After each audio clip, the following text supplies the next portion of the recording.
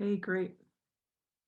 Well, we have 30 people here on the call, and I think because of how involved malting and brewing are, I think I want to give Josh as much time as he can get to walk you through this important topic and really interesting topic. And we just had a little conversation here, but it's really a pleasure for both of us, Sean and I, to welcome back Josh Cody from the Colorado Malting Company. And it's been incredible for the last 5 years of grain school.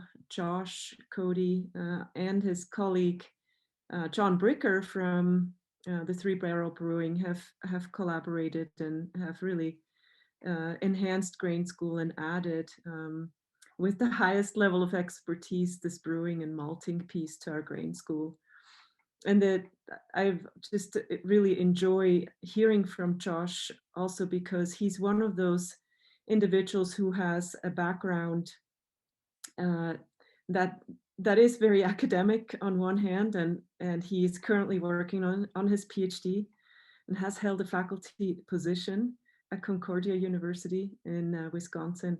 But then Josh has returned to Alamosa and as fourth generation farmer, and together with his family, he's now working on their malting and brewing company. And so there is this beautiful blend between the knowledge and the science uh, with the practice and also in a value chain. So when you think about grain school and all of the things that we are standing in for, it's what Colorado Malting Company reflects. It's really a pleasure and an honor to have you, Josh, with us, and it's wonderful to know that you will teach our students in malting and brewing and staying with us here as a mentor of grain school for the next 2-3 years. So I am sprouting my barley, so I don't know what you guys are doing, but at home. But this is the time to experiment with this kind of science outside of sourdoughs. So Josh, I'm going to give you the floor and you can get going. As usual, everyone, we have the chat function for question and answers, at least questions. And I think Josh has also some time reserved for questions within his presentation. So without further ado, thank you for being with us, Josh. It's wonderful to have Alamosa on the air tonight. Thank you very much, and thanks for that kind invitation and the your kindness today. It means a lot to me. That was a nice introduction, and I hope I don't let anybody down. And so I'll just start right away by talking about before I share my screen, talking about just kind of the philosophy by which I came at this project. I feel like due to the nature of the malting and brewing and then the history of it that's intertwined, that it's kind of like multiple disciplines that people have spent their entire life studying. And so every one of the disciplines individually. So I approached this from the philosophy of a survey in order that everyone could kind of get a general idea of what we're dealing with here. And you'll see that it's kind of a very complex and yet a very old and very rewarding experience. So I'm just going to go ahead and share my screen here. And let me just slide this over. There we go. Excellent. So I'm going to go ahead and hit play. So here's my presentation. I realize that the nature of the PowerPoint presentation could be quite static, and so you'll have to bear with me. I was just talking with Sean and Nana that I do have a classical education and have kind of a continual PhD student. And so I've taught a lot of classes. I've taught actually kindergarten all the way through 12th grade in high school and all the way up through graduate school. And so all of those experiences until this semester have been face-to-face. And so bear with me if I get, just bear with me, would you? And so you notice my little subtitle here, a brief history overview. I'm just going to jump right into it here, and we're just going to talk about the history.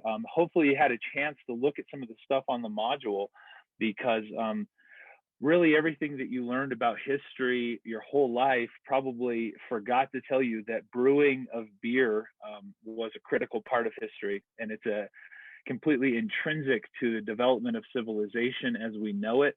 Most of the modern conveniences that you enjoy as a human being, including artificial refrigeration, penicillin, pasteurization, all of them technologies that came out of the brewing industry.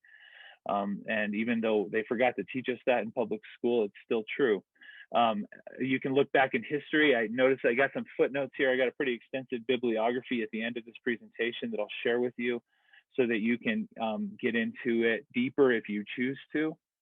But most archaeologists, a huge amount of historians and archaeologists acknowledge that the agricultural revolution of human beings happened because of the cultivation of barley. In the Fertile Crescent, at the very beginning of what we now call civilization in ancient Mesopotamia, the cultivation and domestication of wild grass like barley was really what caused people to stop wandering and hunting and sit down and start being closer to where the beer was being brewed.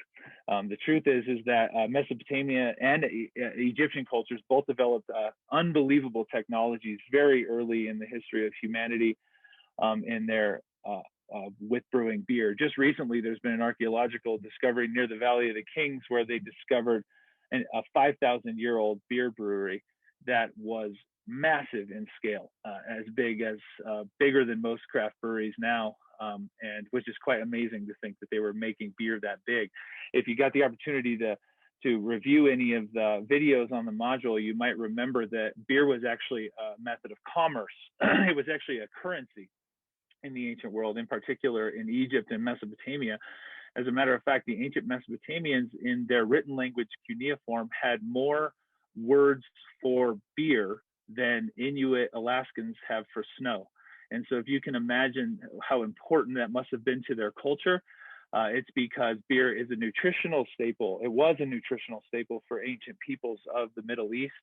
And people drank it from the cradle to the grave. And that's actually the case throughout most of history until kind of modern, more pious views on alcohol and things like that. The truth is that even in the Middle Ages, clear up until the 19th century, many people drank beer cradle to the grave. And that's because beer was clean. Water, especially in medieval Europe and even the ancient world, water was not clean to drink. It oftentimes, as you know, is full of microbial life, in particular bacteria that can be quite detrimental to human health, where beer, of course, has gone through a boiling process, and that boiling process sterilized it. And then the fermentation and the ingredients added in that beer kept it fresh and brought lots of nutrition, in particular carbohydrates. And ancient beer was quite low in alcohol, and that can be, there's lots of archaeological evidence. I can't get too far into it right now because I'm afraid that's all we'll talk about the rest of the night. And so I'm going to go ahead and move on to the next slide here. I'm going to just jump right into what I have got the opportunity. I am a person that has lived an incredibly blessed life with the opportunity to study ancient beer brewing and ancient malting methods throughout Europe. And I decided to jump onto this journey on the peripheral of Europe, if you will, because I think if you've ever been to Germany or England, you'll see that there's a highly developed sense of beer brewing that's very, very old. And yet it's so well developed that it's affected and been affected by industrialism. But when you get kind of on the peripheral of Europe near the Arctic Circle, as you can see on this map here, in the Schleswig Valley in Norway, I got the opportunity to go study an ancient Viking beer that's still being made there. And I got to live with this guy named Børge Borland Haug. And that's how you say his name. If you've ever heard the Norwegians speak, it's just a beautiful sing-song intonation. But this is where it was. And if you saw the video, I actually put the video, Sean put the video on the module for me of some time that I got to spend there with Borge and the way that they make their malt. And really what it is, the reason it's important for our presentation today is that it's a it's a time warp. It's a chance for us to get to see the way that all beer was once made. And we'll talk quite a bit about that today. So I'm going to walk through just basically how it's made here, kind of as a to get your brain in the right state of mind, using some vocabulary and a lexicon around brewing and malting that we will define later in the presentation, and hopefully can kind of just smack you out of there. So this is Jan. If you don't know about the Nordic peoples, they're sun worshippers.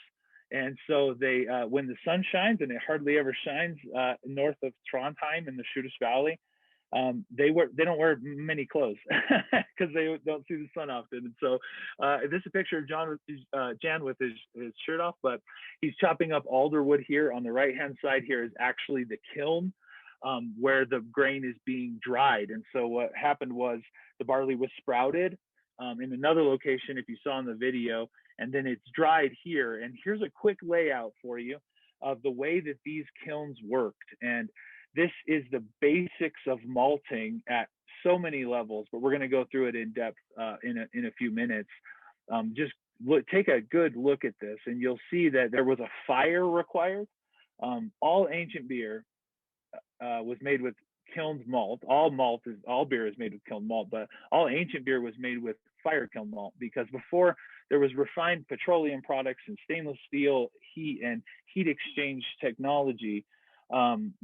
Fire was the real source of energy for the world. And so consequently, fire was used continually throughout the process of malting and brewing.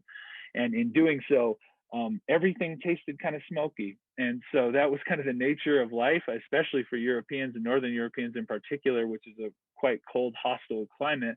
Their whole life tasted like smoke. And so here's an example of a time warp of how all of our ancient ancestors undoubtedly dried grain. There was a capstone inside of the vessel there, and there's actually a perforated wood planks that are kept quite hydrated until the last stage of kiln. The alder wood fire, the heat and the smoke would rise, and it would dry the malt. But in the consequence, as you can see in the little breakout in the top right corner, is that it would actually roast and gelatinize that malt, meaning turn the starch into a gelatin. And then those starches are available for conversion into sugar, and it would caramelize that sugar. And then eventually it would turn into malt that was actually useful for the creation of fermentable sugar. And so little did they know, but there was a highly sophisticated scientific process taking place during this kilning, but they just did it naturally, and they learned it from their parents who learned it from their parents. And it's an amazing opportunity to get to move back 1,000 years in time and see the way that this beer is made. I have some basic information about this beer brewing process on this slide, and the next one I put it on here because I thought if I can share this presentation with everybody, if you'd like to go back through it. I'm not going to read through every single line yet because I think it's a bit too technical. But you may have seen this picture on the presentation as well. That's how you spell Sjudas. And if you know anything about the Norwegian, or Swedish, or Icelandic, or Danish languages, the way that it's spelled doesn't really matter. They kind of just speak it, and they work with the way it sounds. Very colloquial language, you might say. And so many times when you try to read it, don't try to read it like an English-speaking person. But yeah, so then I want to just talk quickly about the history of this beer. And this is a Finnish style beer that's called Sahti. And Sahti, you might see on this map here. This is just a quick map of Finland. This is probably the oldest beer still being brewed in the world. And I got the opportunity to travel throughout Finland, and brew Sahti with multiple different brewers there. There is some diversity among the style naturally in the nation of Finland, but the eastern part, the Sahti is much darker. The further west you get, the lighter it is. That's just a general thing. But it's so old it actually predates hops being put in beer, and we'll talk a little bit more about that as we get into the general process of brewing. But it is an amazing beer to study.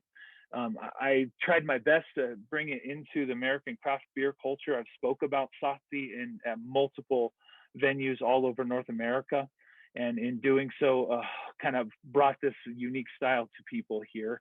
And it's been an absolute pleasure to be the person that got to do that. But in general, Sahti is It is a festival beer. Again, I put all the technical information for the brewing, but I don't think that we'll have time today to go through all of that, at least not yet. Maybe we can talk about it in a minute. Here are some photographs that I brought back. These are actually from my friend Pekka Karnianen, and he is a 12th generation Sahti brewer in the city of Lamin, Finland. And so he claims to be able to date his Sahti brewing back 12 generations. That's pretty impressive. But he did have an amazing amount of photographs in his family album of people that were brewing Sahti in the region, of course, when photography was still kind of young. But this is them mashing and lautering the beer off of the residual grain. We'll talk more about that as we go. Here's a really cool one that I thought I would throw into this presentation just because of Nana. And this is a man lautering the wort off into a kettle that will be boiled with stones. But notice that on the left-hand side, he's taking the residual grain and putting it into a baking pan and then actually baking it.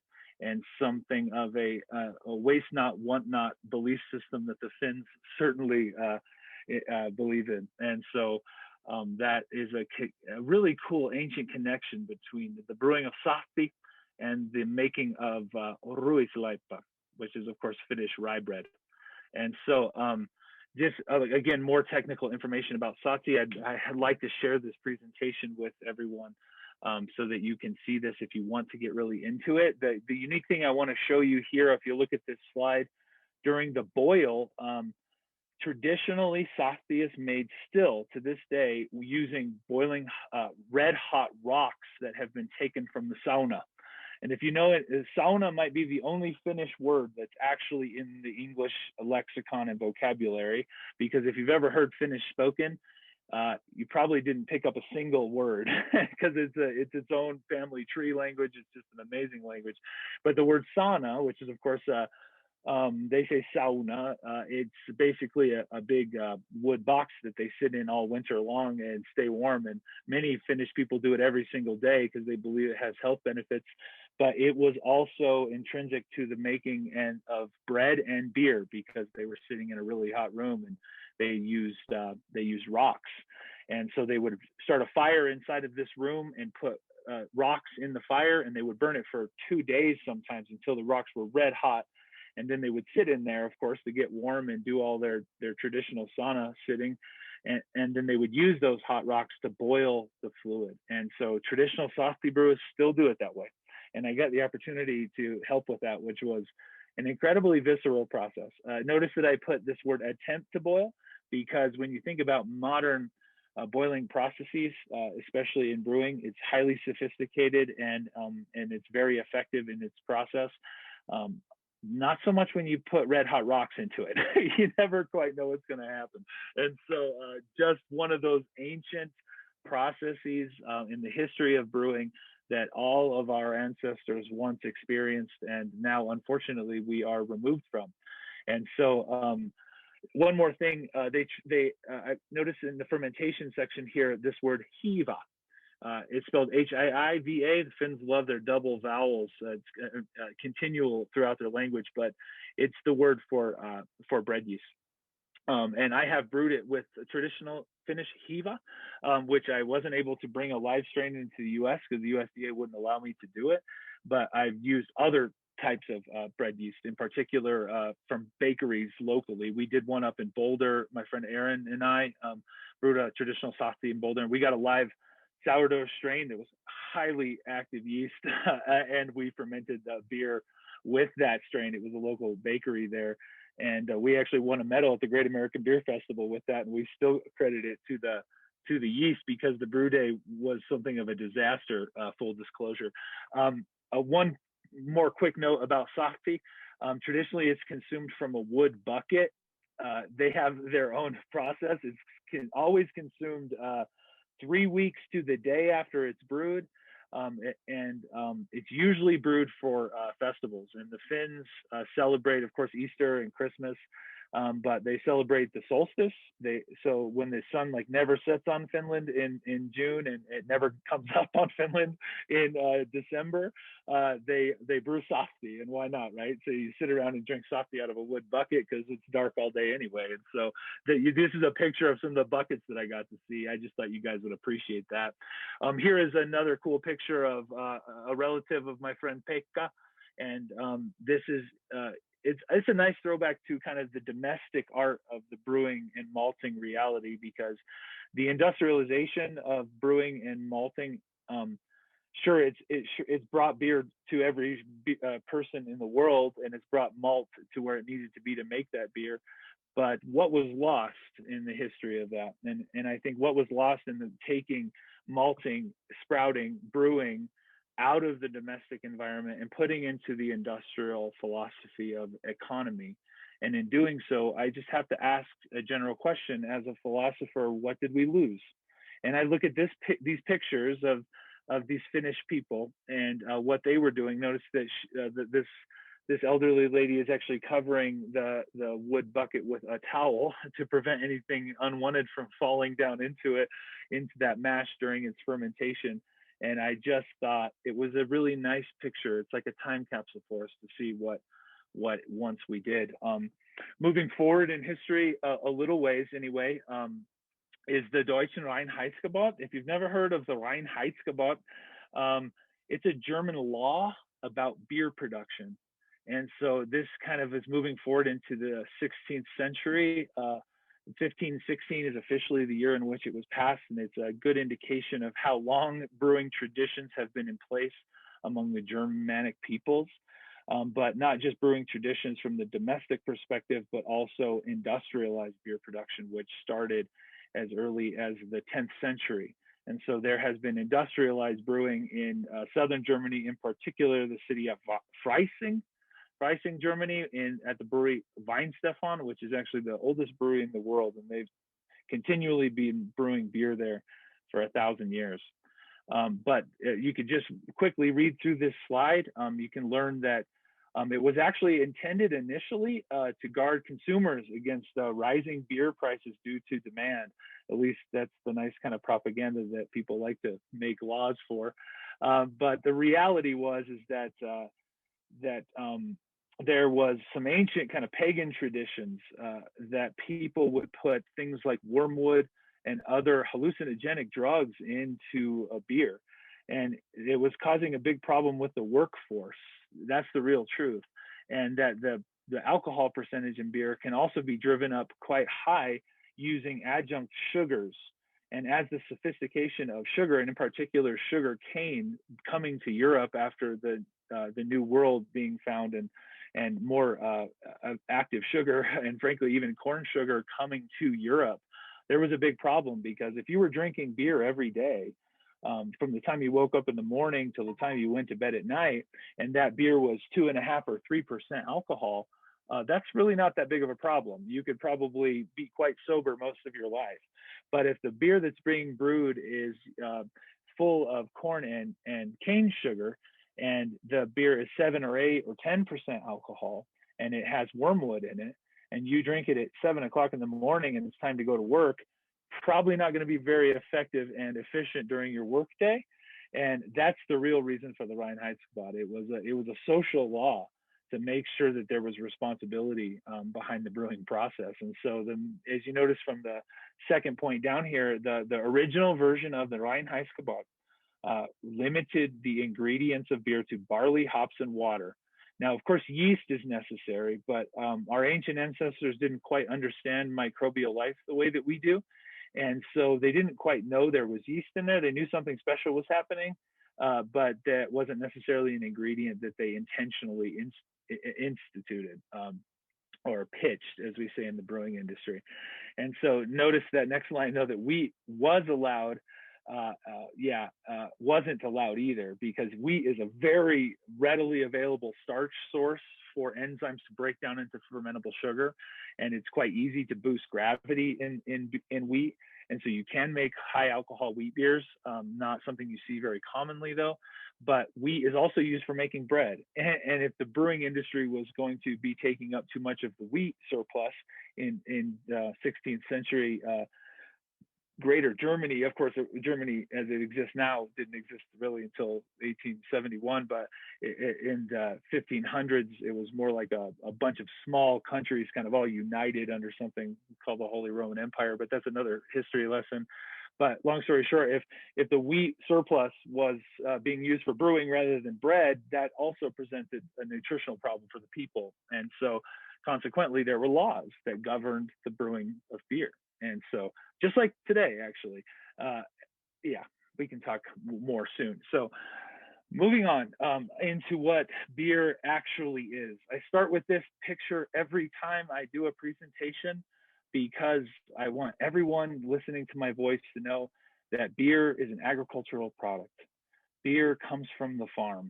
It is actually it should be one of the closest products to the farm that you consume when you choose to consume it because of the very nature of the raw material that is used in the brewing process.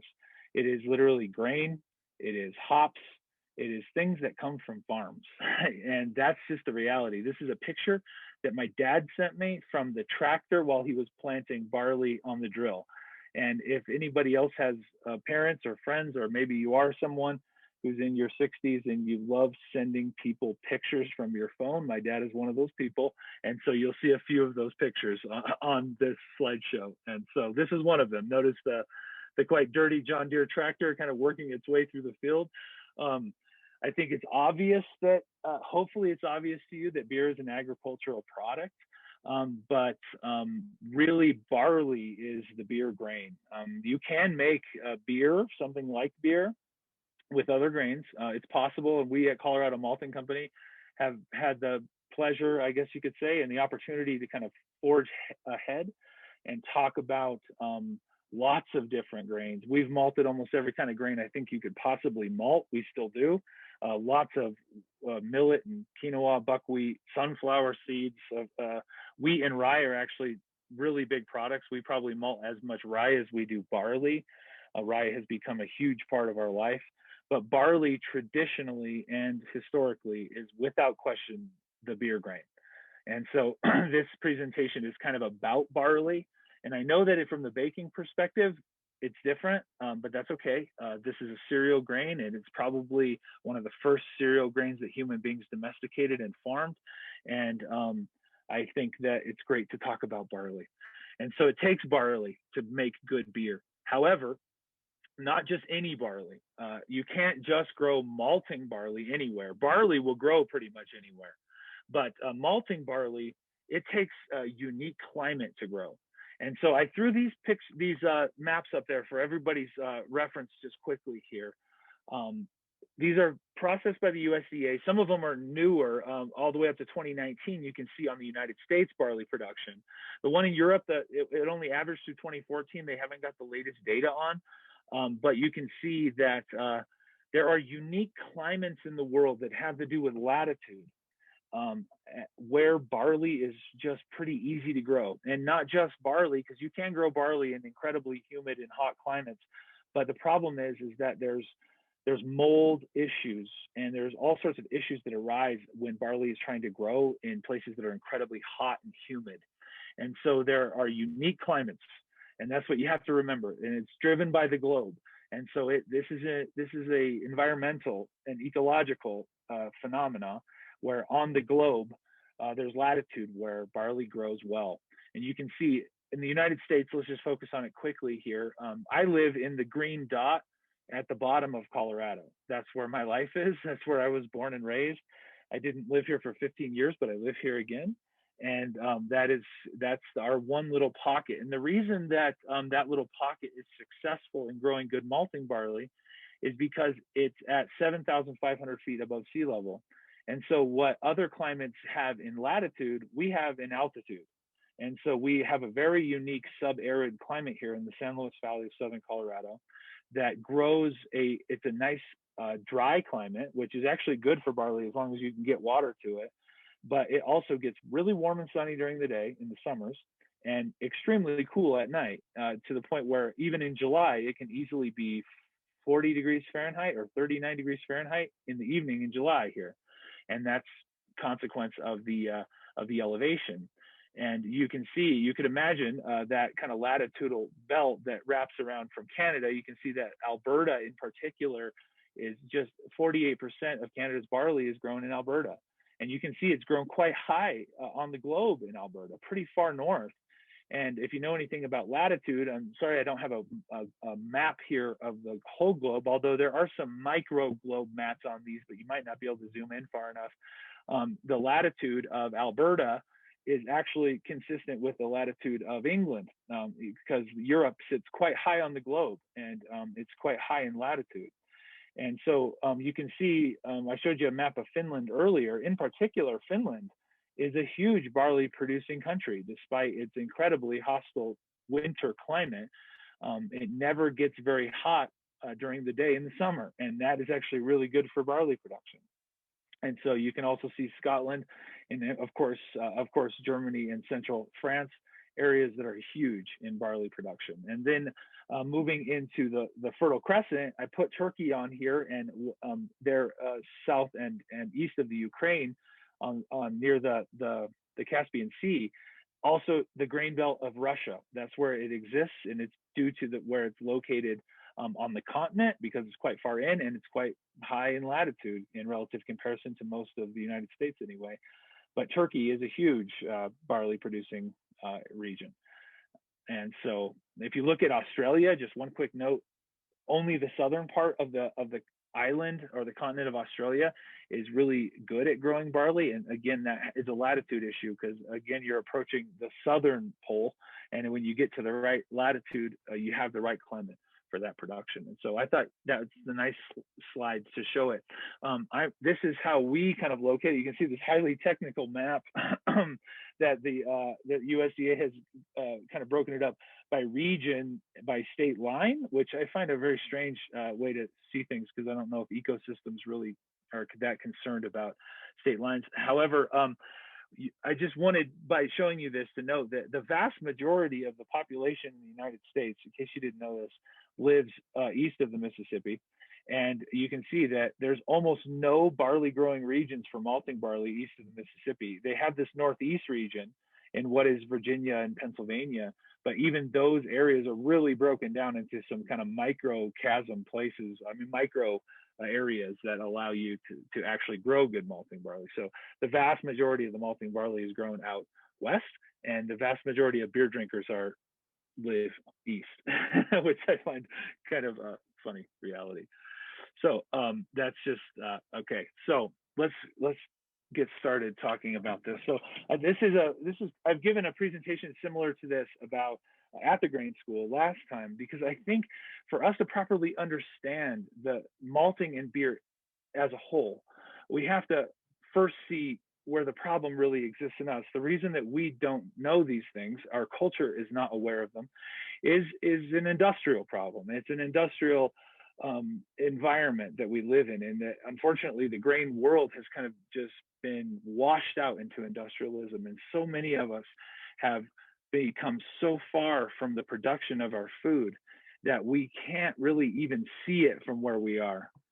That's the best way I can say it. That's kind of a Hegelian thought, but the reality is that farming and alcohol are combined now. They have been combined throughout history, for all of history. That's just the way it is, and there's a reason for that. It's because you can grow grain pretty much in any habitable climate on this globe. Now, you can't grow great malting barley like we just talked about, but some grain. And if you look back through the ancient world, you can see that in Africa they had grain, different types of grain. And I always think of when Rome fell for the first time in 410 AD under Attila the Hun. It was the first time the Western world had ever seen millet. It actually came with them, the Asians. It's originally an Asian grain. And once the Huns drank the barley beer that the Romans were making, they made all of the captured Roman soldiers drink the beer they were trying to make with millet, and they drank the Roman beer because it was so much better. But still, every culture throughout history has had grain. Of course, in North America and South America, there was this maize that we call corn now, which is of course the German word for grain, because we didn't have the Europeans didn't have it before the New World was discovered. But long story short, the great thing about grain is that it's incredibly durable. It ages well. It can be stored for a long period of time. It can be shipped across the world on a boat, and it's still good on the other end. And you can use it for making alcohol.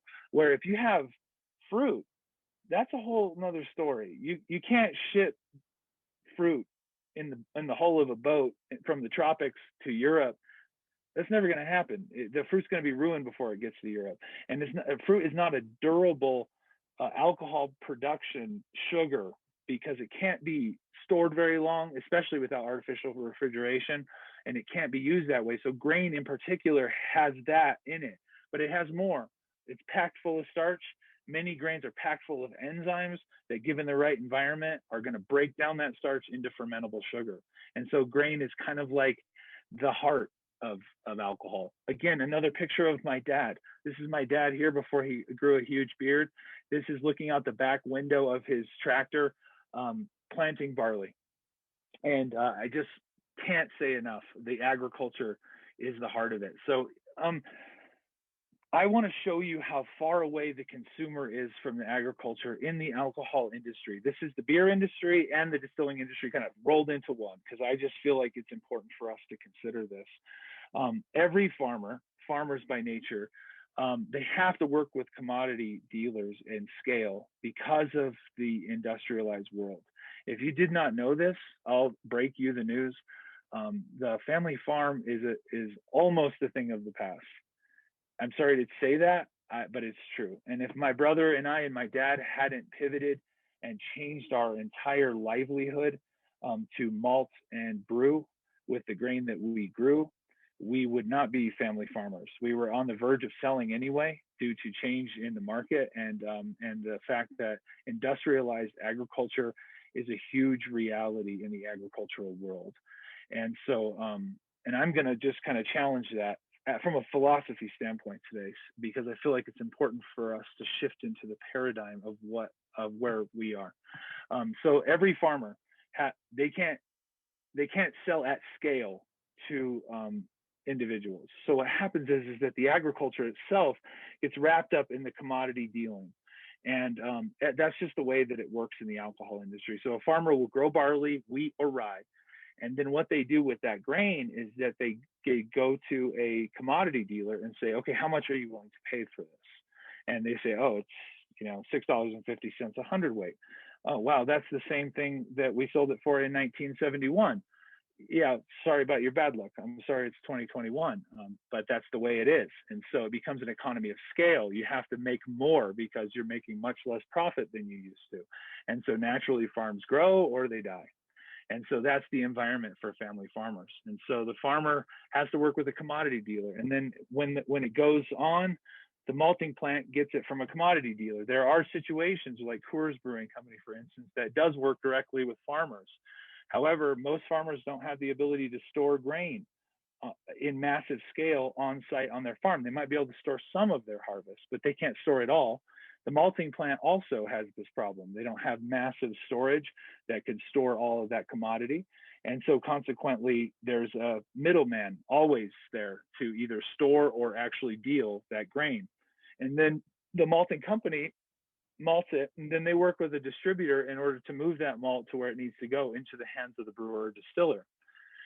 Then, of course, finally, the grain arrives at the people who actually use it to make beer or whatever product they're making.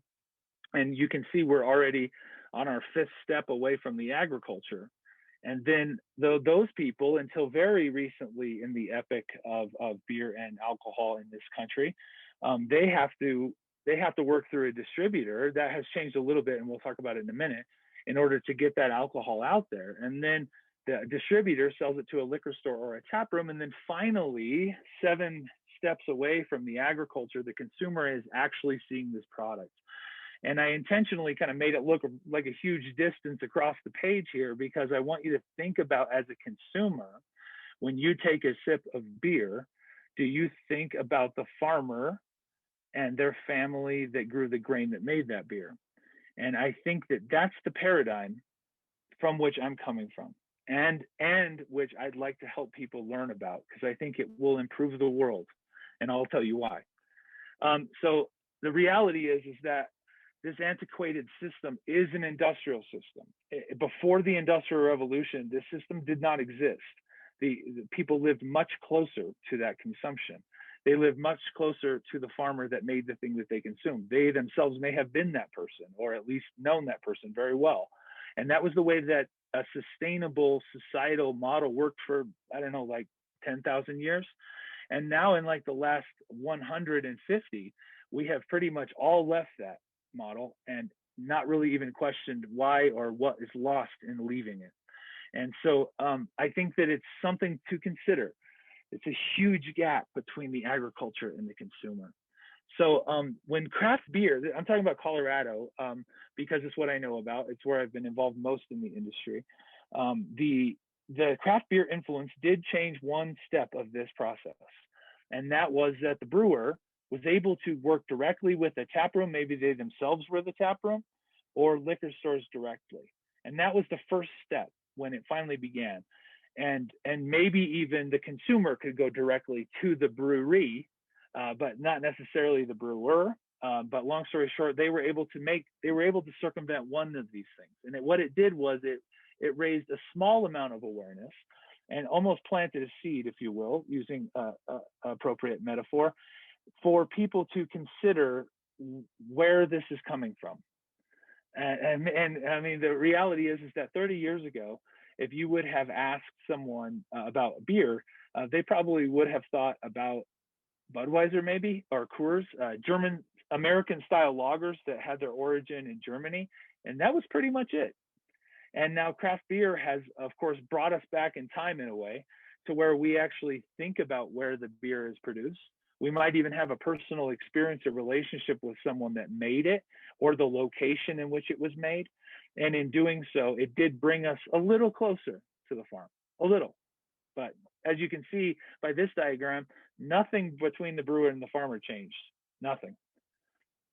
And so in craft distilling, in particular in the state of Colorado, nothing changed.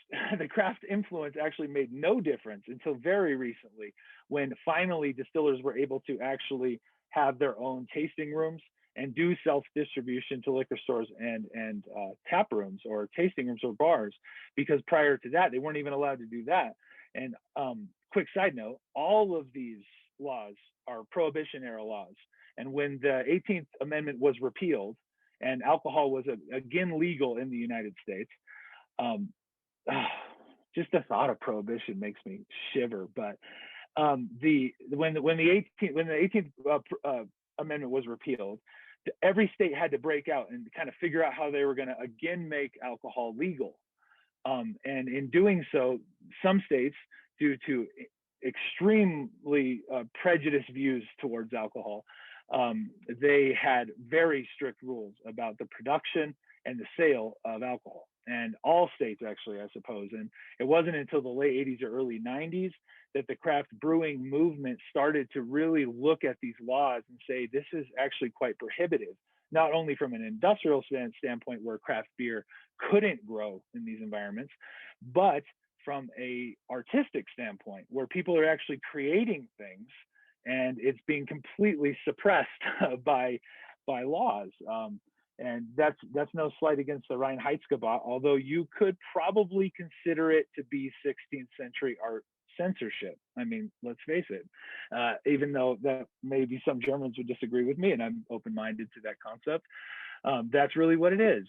And so I just think about that, yeah, there was a time when that was really suppressed. And so when craft malting came on the scene, we are a craft malting company. We were founded in 2008.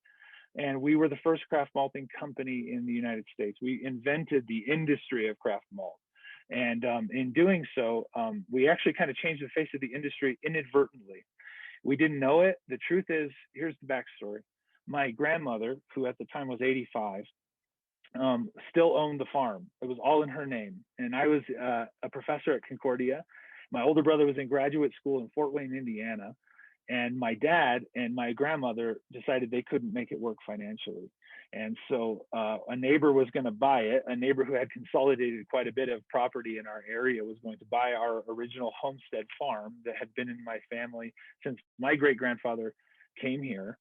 And they were sitting at the table with the papers, and my grandmother couldn't sign the papers. And my dad was like, why not? We can't make it. We can't survive. We have to accept the inevitable. And my grandmother said, no, I have enough money saved for one more year. And I want to work together one more year. And so my dad called me. I was living in Wisconsin, and my brother, and we kind of got on a conference call, and we came up with the idea of trying to malt the barley that we grew. Instead of selling it to Coors, we thought we would, because at that time we were growing barley for Coors Brewing Company and had been for 4 generations. We thought we would malt it ourselves. Well, we didn't even know what malting was.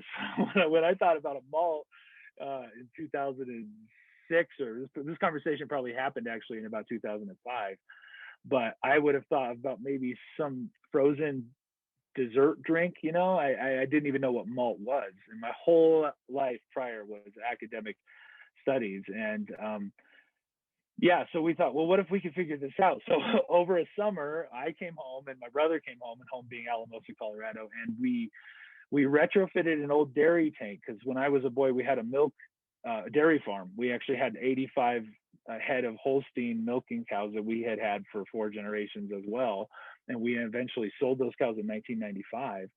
But there was 2 stainless steel tanks still sitting in the milk barn, and so we went in there and learned, just reading in the month of June, how to malt. And so we virtually retrofitted a tank into a malting vessel, or what we thought would be one. And there was a brand new craft brewery in Alamosa. And my brother and I drove in there and said, hey, if we give you some of this malt, will you try it? And so they did. And it worked. It made beer. And we were like, okay, let's keep doing this. And so the rest is history. It's redefined all of our lives, and it's kept us on the family farm for another generation, because we have added value to that grain. And so that's kind of who we are. And we didn't know we were starting kind of like a movement, but we found out a year later that someone else was trying to do what we were doing in Massachusetts, a place called Valley Malt. And together we formed like a guild. We call it the Craft Maltsters Guild. Of course, there was only 2 of us in 2009.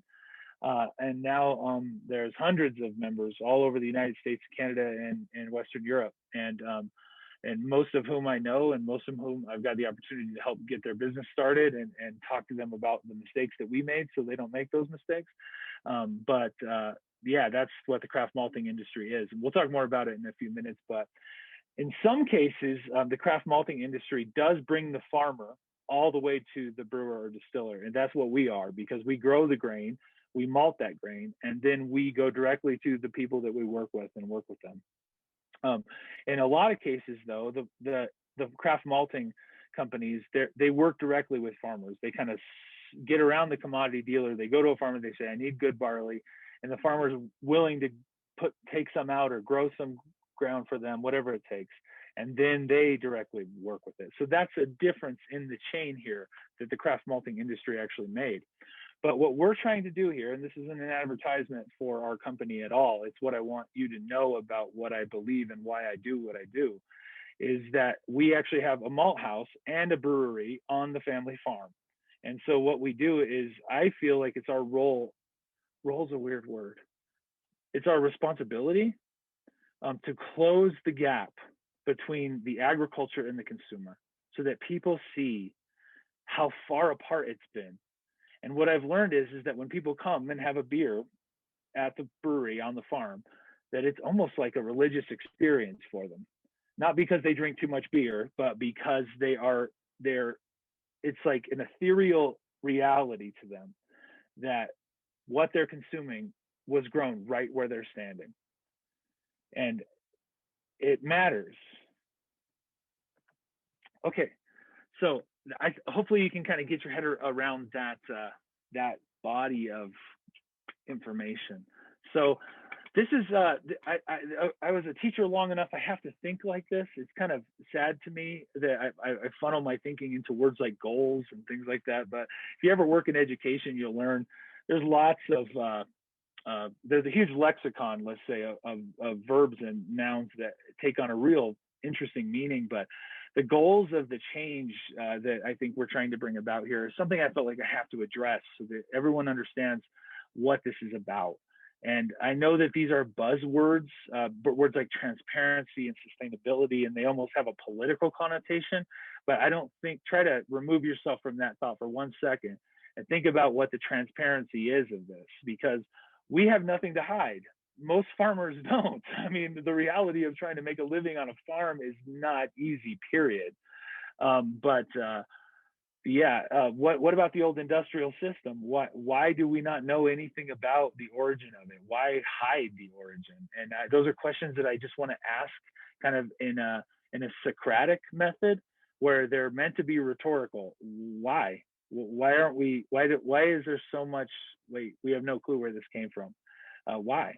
And then, of course, sustainability, that's a buzzword. But when I think about the reality of sustainability, especially in light of where our planet and everything is kind of going, it's something to consider, this idea that we're not shipping grain all the way from Germany to make German style beers in North America, when you can grow the exact same variety in a very high quality and malt it properly 10 miles away from where you consume it. And all of a sudden, all the diesel fuel it takes to get a freighter across the ocean might be something we all consider a little differently nowadays. But of course, for me, it's taking one more step for the consumer, and that step is not just where was this beer brewed, but where did the ingredients in this beer come from? And that's a different question.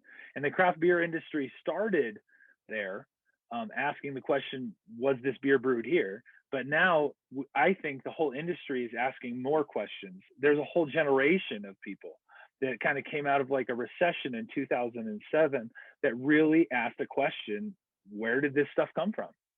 And now there'll be a whole nother generation come out of this COVID situation, and who knows what kind of questions they'll be asking.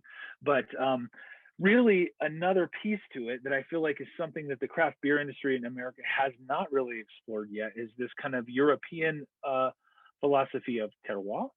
And terroir is, I suppose it comes from the original Latin word territory, which of course means region. It's like a regional understanding of ingredients. And it's something that's quite popular and real in the wine industry in California, but especially in France.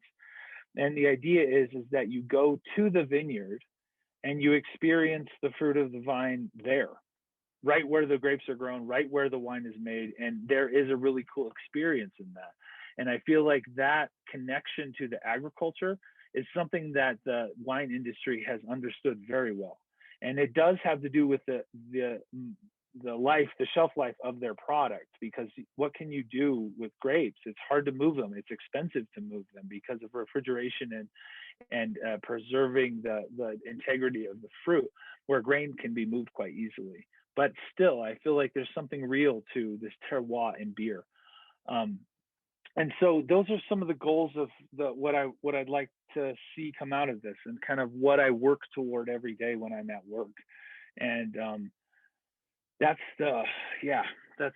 my take on it. Does anybody have any questions right now before we jump into some process oriented stuff revolving around malting and brewing?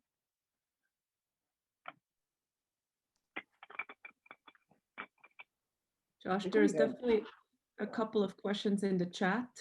Okay, I'm sorry. I didn't check the chat. I was doing my typical lecturing. You're not supposed to. Just mentioning. Okay. There's a couple here that might apply. For example, the one question might be, how large is your farm?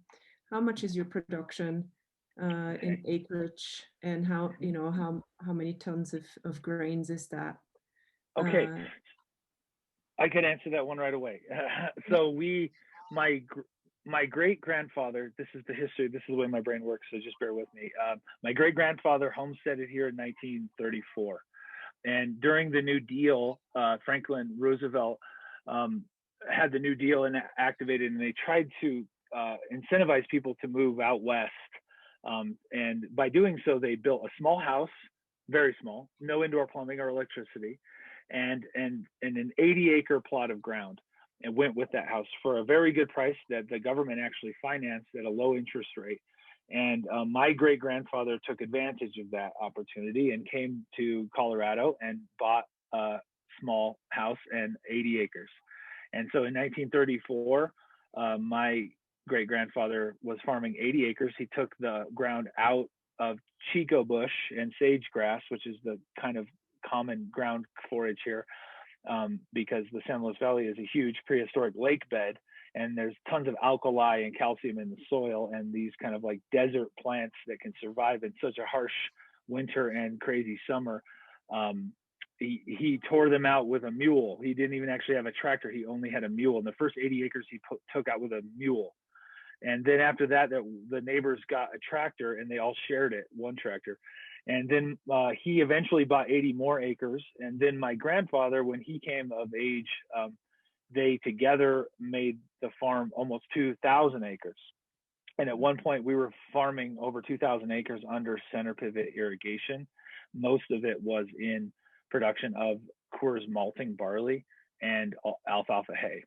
And so that's what we did for a long time. But after my grandfather aged and multiple siblings sold off their parts of the farm, it actually again downsized to about 360 acres, which is actually all we have now.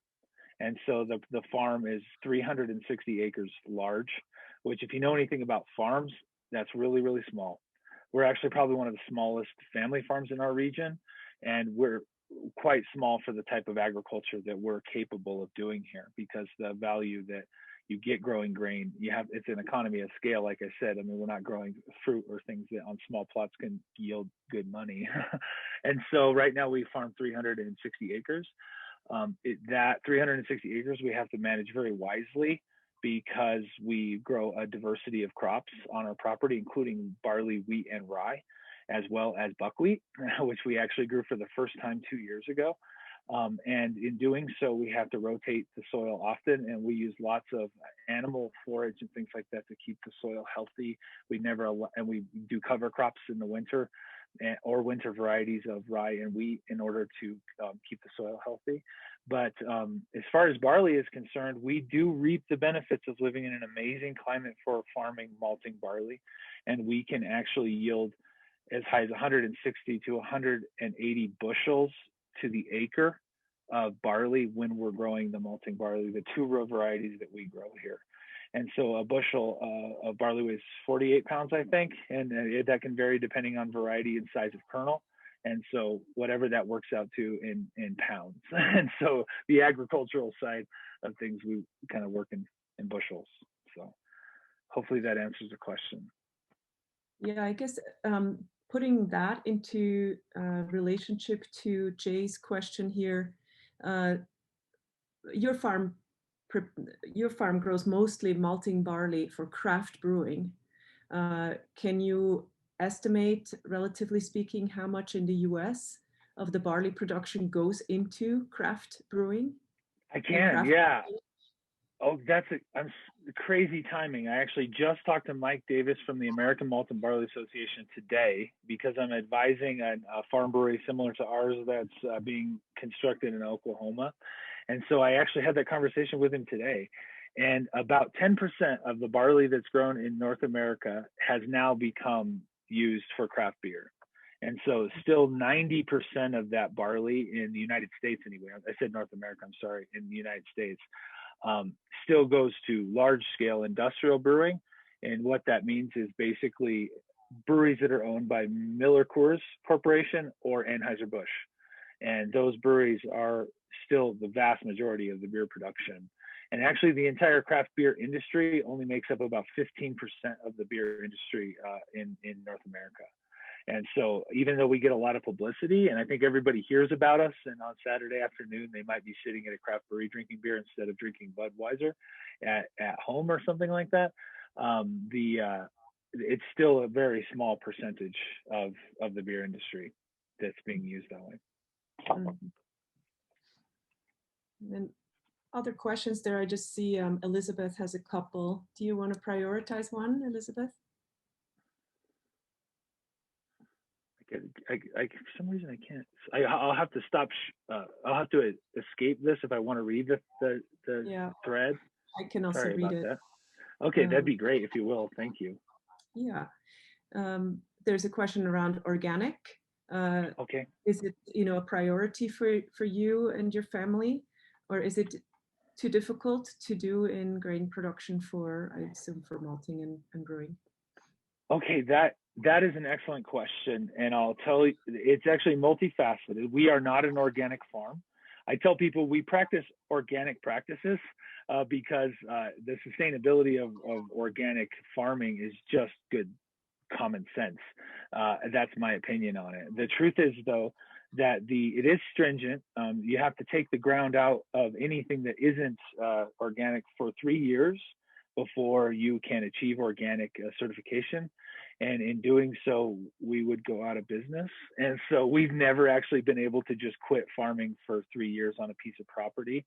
But we have slowly over time turned into a farm that has extremely high organic practices. Like I said, we don't use any weird chemicals or anything like that, of course, because my great grandfather was adverse to it and thought it was a bunch of crazy ideas. And so we practice what you might say, like I said earlier, we use cover crops, we protect our soil. It's kind of a San Luis Valley tradition among all agriculture, actually, because the sun is so intense at this elevation, there's no atmosphere, and it'll just sterilize the soil. It'll just bake it to death. And so cover crops and soil maintenance is just common practice here.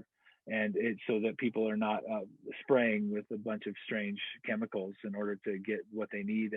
It happens naturally, and so we are very organic in our process. That's the best way I can describe it. But we're not actually organic. Now, the reason for that is that you may notice actually there's not a lot of organic beer. That's changed recently, and even some of the larger breweries like Anheuser-Busch, which owns Michelob, has come out with an organic, extremely light organic ultra beer, which has become a big part of their portfolio in the last 8 months and 10 months. And I think it's everybody's concern about too many calories and carbohydrates and weight loss programs and things like that. It's been a boom for them. And that they have an organic version of this Michelob Ultra. But other than that, there's not a lot. As a matter of fact, in the state of Colorado, there's only one USDA certified organic brewery. One. It's called Asher Brewing Company, and it's in Boulder, Colorado. And other than that, all other 500 breweries in the state are not certified organic. And so it doesn't seem to have the market power that you see in other sectors or other countries. I'll give you an example. I commissioned a malting facility in the region of Thy, Denmark. It's spelled like the English word die, Thy, near the town of Tistel. And I went up there and spent a month with them helping their equipment get started. And I went grocery shopping for their family because they were so nice to me. And I thought I'd go to the grocery store and just because they have children, and I just bought a bunch of food and stuff. And before I left, the man I was working with, his wife stopped me and said, "Be sure you buy the organic milk." And I was like, "Okay," And so I went to the store, and I can't read Danish that well, and so I'm standing there at the shelf, and this young man who's packing the shelves, I thought surely he speaks some English, right? He's 18 years old, so I grabbed him. He's like, "Yeah, I speak English." I was like, "Which one of these is organic?" And he's like, "All of them." And I was like, oh, I guess I missed the joke, right? And so what I realized was that Denmark in particular, it's almost a gimme. The organic is larger sector than the non-organic, and I think that the craft beer industry is moving that direction, but it's not there yet. It's just not there yet. Mm-hmm. Interesting. So interesting. Just a very quick question: minimum size batch for malting? Our minimum size batch is 50 US pounds. So 25 kilo, 55 US pounds. We can do 25 kilos in one batch. And then the next size of our smallest is I'm thinking US pounds would be like 600 US pounds. And then the next size up from that is 3 tons. And then all the rest of our vessels are 3 US tons, 6,000 pounds. Yeah. Oh. Okay, I think I'm going to leave the question on amylose and amylopectin a little bit for later for fermentation. Good plan. We're going to talk about that. So yeah, Yeah, excellent. that's what I That's thought. wonderful questions, and I suppose they're very relevant to the baking industry. So okay, so let's just jump into the malting process. If everybody's ready, thanks for your questions. Hopefully you're interested in the content. Now we're going to get into a little bit more technical information about the actual processes of malting and brewing in particular. And so, yeah, malting. Really, malting is three processes. I say five because I actually have to do it. If you Google it, you'll find out that they'll say steeping, germinating, and kilning is what malting is. However, if you know anything about agriculture, you don't want to put everything that comes out of the field in the steeping tank. So what happens is that grain has to be cleaned and cleaned well before it goes into a steep. And if you buy seed, barley or wheat or rye or whatever grain you're trying to malt, you're going to find that it's been cleaned, probably very clean before you get it. But that's not the case when you grow it yourself. When you grow it yourself, the nature of agriculture is that there are things in the field living, dying during the entire farming year, and those things oftentimes find their way into your harvesting equipment. And even though you can clean some of it out, then you have to clean it again, and that's just the nature of it. And so we clean, and I put it as the first step. Our grain gets cleaned a lot. One of the things as a craft malting company that we are under the microscope, where people get it from us and they're immediately skeptical about it because it seems to be kind of a homegrown craft thing. And so we have to make sure that it comes out as clean and as quality as possible. So the first thing to say is cleaning. We'll talk about that in a minute. And then of course, steeping. And steeping is necessary when sprouting also. It's really the first step. You have to steep the grain, and that process of basically just soaking it. And we'll talk a little bit more about the technical pieces of all of these. And then germination, this is a word you might be familiar with in other contexts, but I'll use it a lot because it is a common word for everyone who malts grain. And then of course the kilning process, which is really twofold. In that it dehydrates the grain in order to make it friable and millable for brewers and distillers to use, but it also gives it a little bit of flavor, and that patent flavor that you expect from malt, and that's another piece to the style. And then it has to be cleaned again, something that most people don't know. It comes out of the kiln, it's covered in rootlets and little acrospires, which is what would eventually become the plant.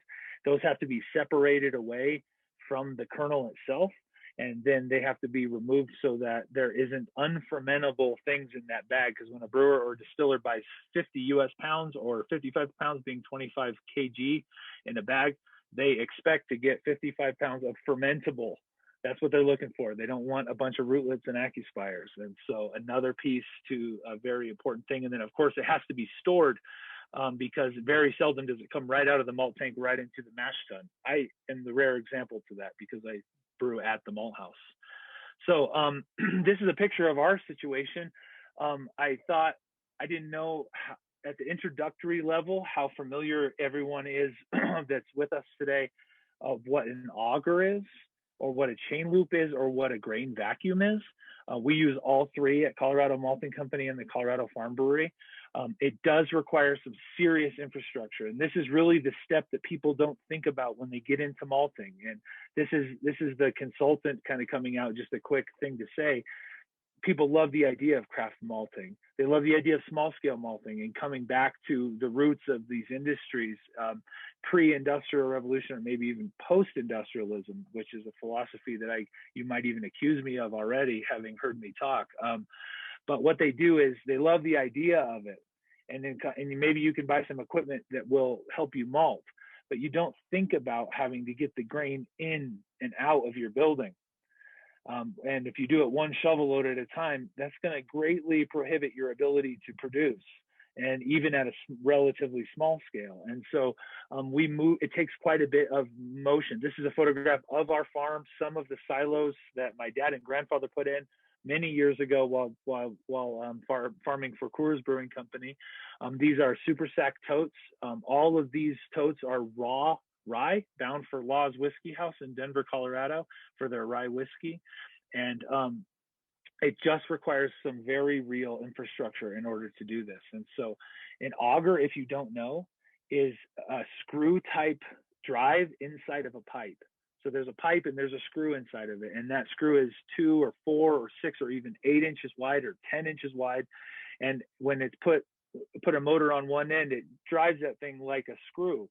And you put the grain in one end and it picks up the grain and puts it out the other end. It's that simple. But it's a something that's all over farms. Anyone that moves grain has to have augers. And that's an absolute necessity. A chain loop is actually a pipe that has a plastic disc in it made of non-corrosive plastic, and we use all of our post-malting equipment is used this way. All of our post-malting equipment, all the grain moves through these. It's a plastic disc inside of a pipe that's pulled by a chain, and the discs are about this far apart, and then the grain falls in and the discs move on a loop, and they can move quite a bit of grain very quickly. And the most important thing is they're very gentle with the grain, because once the grain has been malted, it's incredibly friable. That's the word we use in the malting industry, but you could say it's incredibly fragile. And because if you run it through a traditional auger, it'll actually break the kernels in the auger, because that's how soft it is once it's been dried down and malted and dehydrated. So, and then of course the vacuum, a grain vacuum is an incredibly useful tool. We use it all over our facility. We have one that's permanently mounted in the malting facility.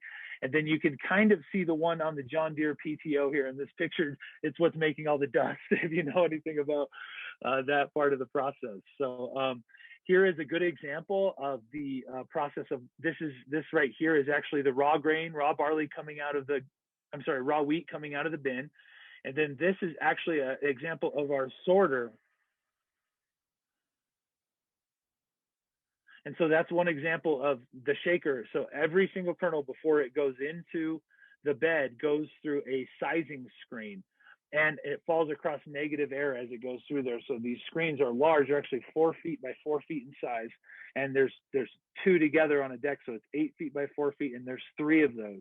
And we size all of the grain to the exact size that we want so that we get the right kernels. We don't get any wild oats, which are notorious in the San Luis Valley. We don't get any pieces of rock or anything like that we don't want in the malting vessel. We get just the kernels that we want. And then when it's done, of course, it comes out. This is going into the back of one of our auger trucks. And you can see it comes out, nothing in there except the wheat that we want to go into the bin. And so that's kind of the first step, no matter what. That's the first step in malting. Then you go into the steep vessel. This is actually a picture. If you may have seen the video that Sean posted on the module. This is another picture of one of our 3-ton tanks that we malt in, and the grain is being steeped at this moment. And this is a little infographic that I put up just so you could see.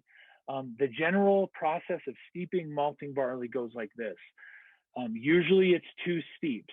Some varieties don't require this, and there are variables to that, because you can actually get away with less steep time if the protein is lower. But what happens is that when growing malting barley naturally has healthy levels of protein, but if it's very high in protein, it can get so high you can't malt it properly. But if it's around 11.5 to 13%, it takes quite a bit of time for that water to penetrate in and get that kernel germinating. But if it's lower, which is probably better, between 8 and about 11% protein, then you can oftentimes get away with 1 steep as long as you keep oxygen in that water. We actually have an oximeter that we put down in the water during the steep, and you can see that the grain will actually absorb almost 100% of the saturated oxygen in the water within the first 2 hours of the steep. And so it's right away, it's taking that oxygen out, and then the rest of the time it's just softening that so that it can begin to germinate. And we'll talk more about that in a minute. But in general, when you're malting, you have to steep twice. And so this little splash graphic you see, I just threw it on there so you could kind of get an idea that this barley is underwater. And then of course you have to drain it, you let it rest, and then you steep it again. You repeat that process. One of the most important things to consider that we had to learn the hard way is that the incoming temperature of the water in the grain, huge variables. Because what happens here, we live in a place where it's quite cold in the winter. As a matter of fact, the coldest I've ever seen it since I moved back 5 years ago was -41 Fahrenheit. And it's it's just an amazing ecosystem here, and it's so incredibly cold. And so, granted, when grain is in a big bin, when you have 1,000 or 2,000 bushels of barley together, the temperature doesn't change very much, even when it's extremely cold. It insulates a crazy amount of insulation. You get in just a few inches inside that bin, and it's the same temperature it was the day you put it in there. But when you have it in 1-ton totes, and it's minus 40 Fahrenheit outside, I've actually seen the barley malt coming in. We've taken the temperature of the barley malt in the pile raw before it steeps at 19 degrees Fahrenheit. And so you can imagine that grain is really cold. This pretty much feels like an ice cube in your hand. And then the water comes in. We use only well water here, and for our steeping and for our brewing and for everything. When that water comes in, it's always 51 degrees Fahrenheit, 10.5 degrees Celsius. 24/7, 365, because it comes out of an aquifer. And so that cool water and the really cold grain, it'll stunt the germination process, because it has to warm up before it can really grow, right? I mean, you can imagine a seed that's dormant in the ground in the winter. It's not going to sprout at 19 degrees Fahrenheit. It's just not going to happen. And so you have to get it to warm. So that's something to consider, especially if you're sprouting your own grain at home for baking purposes or even for brewing. Think about the temperature. Temperature is very important. So then you move into the germination phase. And this is really the most important phase of the malting process, because once you start that growth, now you have to control it.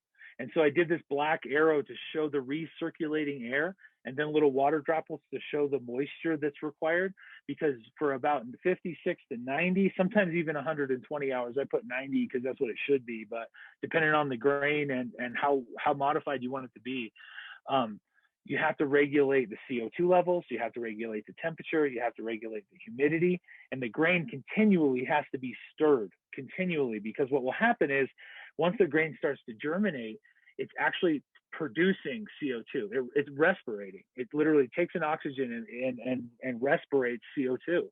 And so the CO2 levels can get so high if the grain is really packed together that it'll actually kill the embryo, and then it won't live anymore, and it'll stop growing and stop modifying.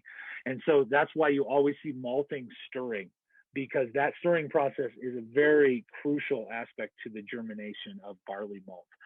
Here's a great example of this is actually a photograph I took when I was in Finland at one of the biggest malting companies in Europe. Actually, it's one of the biggest in the world. This is one of 12 vessels like this. This is 100 tons of barley being germinated at one time.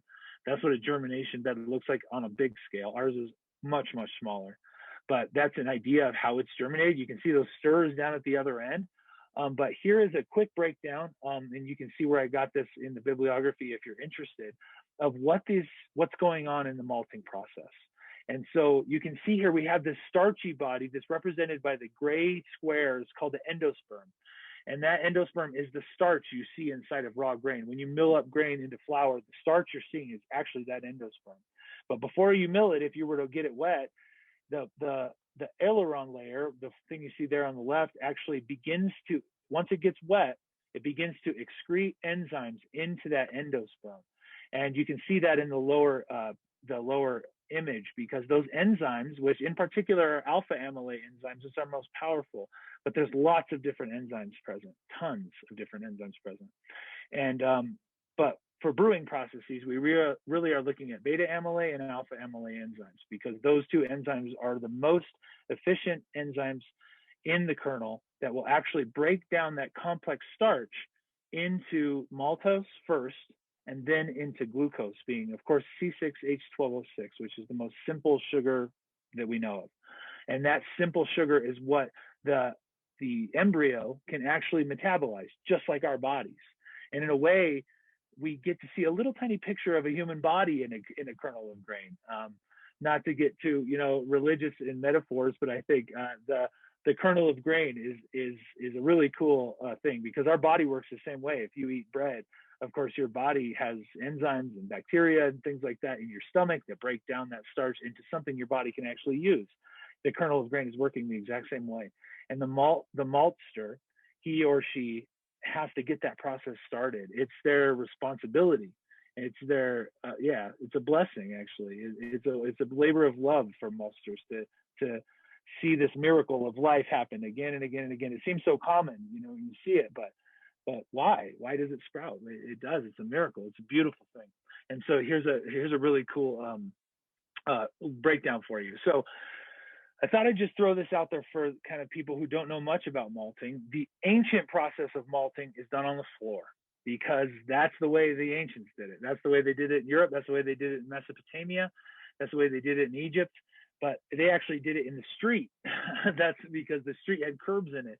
And so they would slurry wet grain out into the street and it would actually germinate out there on the ground. Now, when you think about it, I said old fashioned question mark kind of thing. This is a picture of my friend Curtis. This is at Admiral Malting out in the San Francisco Bay. There's a malt house on Admiral Island in San Francisco Bay that I helped to get started. And this guy Curtis and his buddy Ron opened this malt house. And this is the really traditional way of stirring it. As you can see, Curtis is in excellent physical condition because he does this twice a day, every day. And so he's stirring it by hand. That's floor malting. This is an example of floor germination. But more mechanized systems. The one on the right is a bare bones while being clean picture that I took just the other day for you guys to see in our malt house. That is the box is called a Solidin box. And that is a rectangular box, much like the large one we saw on the previous slide, the really long one, where the germination actually takes place in a huge rectangular box. But a more modern system, and something like you can see, this is the one I helped to commission in Denmark, is a barrel system. And the nice thing about the barrel is it's very easy to control all of the climate during that germination period. I threw on the top of this slide the GKV. I wanted to define that. You probably heard it in some of the pre information that we had during the module. GKV stands for germ kiln vessel, and that is that it's a vessel that does all these things, because traditionally in the old world, that is, I guess, the European malting traditions, they move the grain at every stage. And so the steeping happens in one place, and then the grain is slurried into a germination vessel, and it happens in one place, and then it's moved into a kiln, and then it's kilned in another place. And so that's the traditional method. Why? Because you can be doing all three stages at the same time, and it improves efficiency, and it actually helps you to move more product through your facility. But it requires a huge footprint for the facility because you have to have lots of space to do that. And so we actually inadvertently, and you can see this in a book called The Craft Maltster's Handbook that was published in London, invented the first steep germ kiln vessel because we didn't know any better. You remember the story about how the malting company started. We had no idea anything, and we built our own vessel based on books we read. And so we actually, the dairy tank became the first SGKV in recorded history. We actually ran a patent search back to 1888 in the US Patent Office, and nobody had ever done it quite like we did it, which is hard to believe because people have been malting barley for 10,000 years. But according to the US Patent Office, at least in the last 135 years, we were the only ones that do it that way. But these are the ways in which that germination happens. So then once the germination is complete, then you go into the kilning. And the kilning is more than just getting it hot and getting it out of there. The kilning is actually a very crucial 3-step process of dehydration, sterilization, and then style requirements. And so the first step is dehydration. The reason that the grain has to be dehydrated is so that the enzymes are preserved. Because what happens is, if you remember from this slide here, the enzymes are very active, and they're very active in the metabolization of starch into glucose. And that process is happening rapidly during the germination process. And if you just hit that with 180 degree Fahrenheit air or 80 degrees Celsius air, you're going to not only stunt that, you're actually going to degrade the enzyme activity in that kernel, and it's never going to happen again. And so you have to be very intentional about how you will warm up the pile, let's put it that way. And so first you have to dehydrate it. And so at peak germination, barley is about 40% moisture. So it picks up literally its body weight again in water while it's growing. And so that 40% or even as high as 50% moisture content has to be dehydrated in order to ensure that the enzymes are appropriately stable and dormant so that they can be used again by a brewer or distiller. And so that's really the technical side of kilning. And so what we do is that we actually can check the moisture content right on site with the traditional kind of agricultural grain moisture content tester, and it sits in the malt house, and we can actually pick up a sample and put it in there and check it. And so what we do is it takes our system about 18 hours of air that never gets over 70, 100 degrees Fahrenheit. I'm sorry, I'm going to talk in Fahrenheit from now on if I can. 100%, 100 degrees Fahrenheit, and then that way there's no degradation of the enzymes, and it just dehydrates, just like you dehydrate anything. And it takes our system about 18 hours. Other systems, because of their massive airflow capability, can dehydrate quicker. It takes us about 18 hours. And then once it's under 20% moisture by volume, you know that most of those enzymes are starting to become dormant, and you can start to warm up the temperature. And then you warm it up step by step by step, all the way to a sterile temperature. And 180 Fahrenheit or 80 degrees Celsius is sterile. Once it's that hot, the lactobacillus bacteria that's naturally present on all grain, especially barley, is killed by the heat. And in doing that, then you know that what you're selling to your customer is clean, dormant barley malt ready to go into the mash tun. And so, and then when I said achieve flavor and color, different malts that are intended for the purpose of making fermentable sugar, there's different styles of that, and we'll talk about it coming up here. And so we'll revisit that. One thing during the germination process, at the end of the germination process, before you begin kilning, you have to ask yourself, what's the purpose of this malt? What am I going to do with this malt? And the answer is specialty malts are like roasted malts, gelatinized malts. And when I say gelatinized, notice I put over here, there's lots of different malts that we make here at Colorado Malts Company. All malting companies make these malts. And I put a note down here at the bottom, barley. This is in general the gelatinization temperature of barley starch. So what happens when I say gelatinization, I mean the starch becomes a gelatin. That's it. And it has to be the right humid heat to get that to happen. And when there's water present and it gets up to about 59 or 60 Celsius, if there's moisture present, that starch becomes a gelatin. And when it does that, those enzymes are rapidly going to do their work. It's not going to have to work its way through there. It's going to just be like, oh, this is easy. And it's going to be sugar. And the sugar that's created when that happens, you can do that all in the barley kernel, is maltodextrin sugar. And that's part of a crucial aspect to the brewing process. And then you can take that sugar and caramelize it later in the roaster. And so that's how you make those specialty malts. And so we do a lot of that here. It's a huge part of our business, actually. And so what is malt? That's a weird question to ask, I guess, because we've been talking about malting, but I'm just going to answer this out loud really quick here. Malt is the backbone of all beer in the world. That's the best way to say it. Malt is the most crucial ingredient in beer. It is where the fermentable sugar comes from that makes the alcohol. It is the origin of the alcohol. And so people talk about other ingredients in beer. Really, malt is the actual driving force behind it, and it's barley malt that is the most important. And so for distillers, it's a much smaller variable, because most distillers, other than Scottish distillers who use all barley malt, the rest of the distillers, especially in this country, they only use the barley malt for the enzymes. So they'll use raw starch from pretty much any other grain on earth, especially corn in the United States. And 80 or 90% of the grain bill is actually raw corn starch that has become gelatinized. Then they introduce barley malt for the enzymes to break down all of those starches into fermentable sugars. And for food, there's lots of purposes for malt.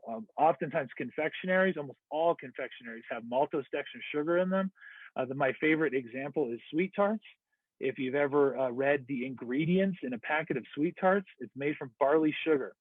Most people would never think that, of course, because it's quite tart, but it's pretty much barley malt bound together with citric acid. You can make it at home, and it's surprisingly natural, which is a weird thing to consider. But of course, there's lots of other examples. Actually, Nana was talking about the German bakeries that she had just spoken to, and how they're using a portion of malted barley in all their bread baking for flavor reasons. And you'll find if you actually look on the ingredients of tons of foods, from Snickers bars to healthy organic bread, you'll find barley malt in those ingredients. And so, just quick question, Sean, and Nana, it is 6 o'clock right now. And can you tell me am I supposed to be done right now? Well, the class is done, and Okay. I think so fascinating and so educational that my suggestion is that we keep going, Okay, excellent. I was and hoping. you all know it's being recorded, Okay. and those that have other plans they need to get off, please feel free to go off. Okay. So I've got a long history of this type of situation arising, so I've just become very comfortable asking these questions, and so sorry if I offended anyone. But I might I'll quickly peruse through the malt styles so we can get to the actual brewing process, because I feel like that's a crucial thing for us to get through tonight for everybody. So thank you, Nana, and thanks everybody. Okay, so let's just jump right into the styles. So these are the malts that we're really addressing. Okay, as you can see, it's quite extensive, this huge list of styles of malts that we make at Colorado Malting Company. I'm just going to go through each one quite quickly so that you can understand what they're for. The term base malt in the beer or distilling industry means barley malt that is intended for the purpose of fermentable sugar. It is not necessarily as crucial to the flavor as it is to the fermentable sugar that it's going to contribute to any beer or spirit. And that fermentability is the key in base malt. And the styles have multiple names. Pilsener malt, which is, of course, the German style of this base malt. The pale ale malt, which is something of a British version of that, even though it's a little darker oftentimes. Two-row malt, which is the American version of that base malt. However, of course, as hopefully everyone here knows, two-row is actually a reference to how the barley head grows in two rows like this, rather than 6 or 4. And the kernels grow side by side all the way up like that. And that's what two-row actually means. So when people say to me, hey, do you guys have two-row malt? I say, well, it's all two-row malt. because it's all two-row barley. But that's kind of a funny thing. It's just one of those maltsters jokes. So sorry if it's too corny, but that is what the base malt is. So the roasted malts are when you take that base malt and you put it into a roaster, and by roasting it, you can get different colors of flavor, different levels of flavor and color contribution. And so the biscuit, we call ours Abbott malt. Abbott malt is quite low in color. We used to call it Abbey because that's actually a European style, but there was a German maltster who I won't mention who actually owns the trademark in the US market for the term Abbey malt. So we call it Abbott. However, it's a similar thing. Black malt is when the barley malt has been roasted to a very, very dark color, so dark that it's almost burnt. It takes quite a bit of technology to do that, but we do have 3 roasters at Colorado Malting Company. And then chocolate malt, which is the most common, and it's actually has no chocolate, no cocoa included. It's just malted barley that's roasted quite dark, and that when it's ground up, it actually has a flavor much like baker's chocolate. It's actually quite bitter and dark, and when used in beers like porters or stouts or even brown ales, you can get that roasted chocolate-like flavor, and that all comes from the barley. Caramel malt is when you take that maltose dextrin sugar that you created in the germination and kilning process, and you caramelize that sugar using steam. And that caramelization, that hot, moist air that can caramelize, they're used throughout all sorts of different beers. As a matter of fact, almost every beer you drink has some type of caramel malt in it. And here's why. Because the caramel malt is so complex when those maltose dextrin sugar strains are being formulated, and then when they caramelize, the sugar is a very complex sugar. It's so complex that during primary fermentation, the yeast will avoid metabolizing that sugar and go to the much easier sugar of glucose and maltose, simple sugar, for its process. And then that sweetness will stay in the fluid and come all the way through to the final beer. And so a quick note of the nomenclature here, the capital L is an indication of color, and using a refractometer, you can actually get the color density of the sugary fluid, and that's the that's the process by which brewers judge how much malt to put in to get the desired color for their beer style. And so at Colorado Malting Company, we do the whole spectrum, you could say, of malted caramel malts.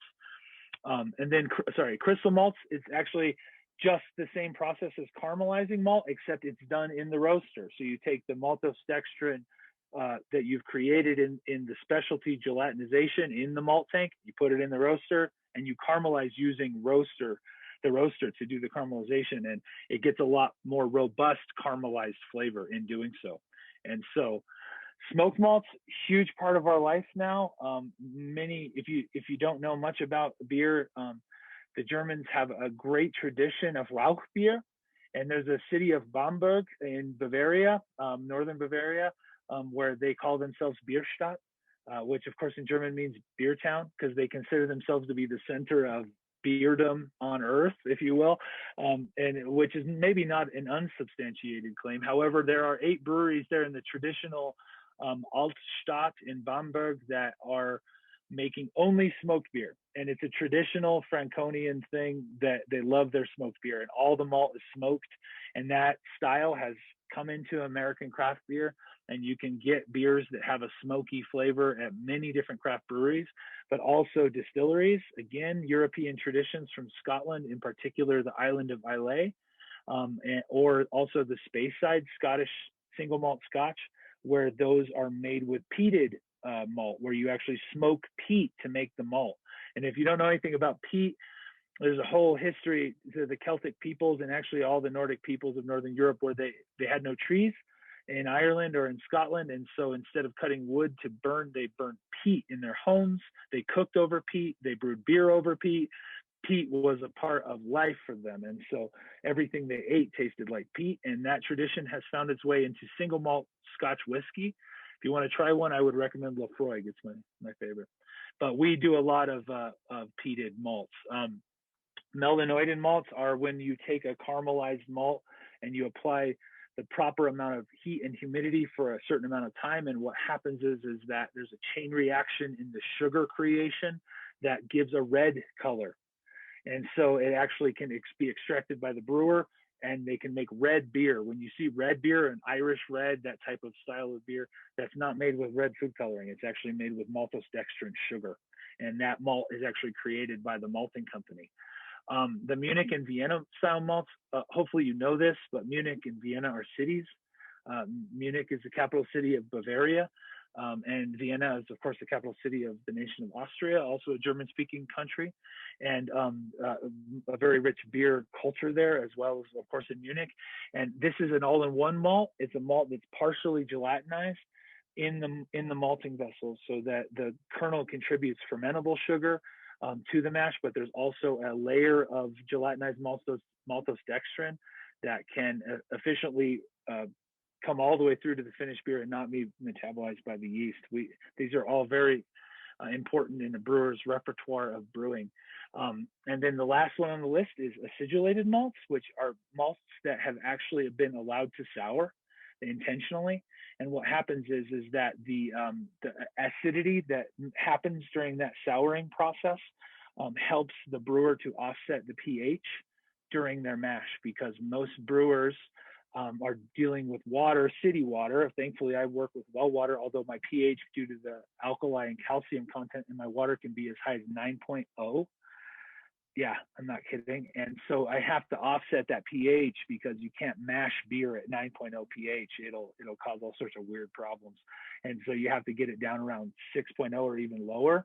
And so there's 2 ways to do it. One, you can introduce phosphoric, food grade phosphoric or citric acid or something like that to offset your pH. Or if you're a German brewmaster and you're working with the Reinheitsgebot, you can't put acid in your beer, because that's adding one too many ingredients. And so what happens is that they actually use acidulated malt to offset that pH. And that's again, you can thank the German brewmasters for that technology. And this last slide of the grains, there's also what we call adjuncts. This is a technical term that all brewers know. And it's kind of those side grains and side ingredients that get used to flavor beer and make it special and unique. I have a picture here of malted red proso millet, which is something that we do a lot at Colorado Malting Company. This has been germinated and actually kilned quite dark. You can see kind of some singeing on some of the rootlets and things like this. I thought you guys would like to see it up close. This was actually taken with my iPhone, and I'm pretty happy with the picture. But malted wheat and rye, of course, are those, but all sorts of grains can be used in the brewing process. So just quickly, I know that we're out of time a while ago, but are there any questions about just basic malt? Does anybody have any questions?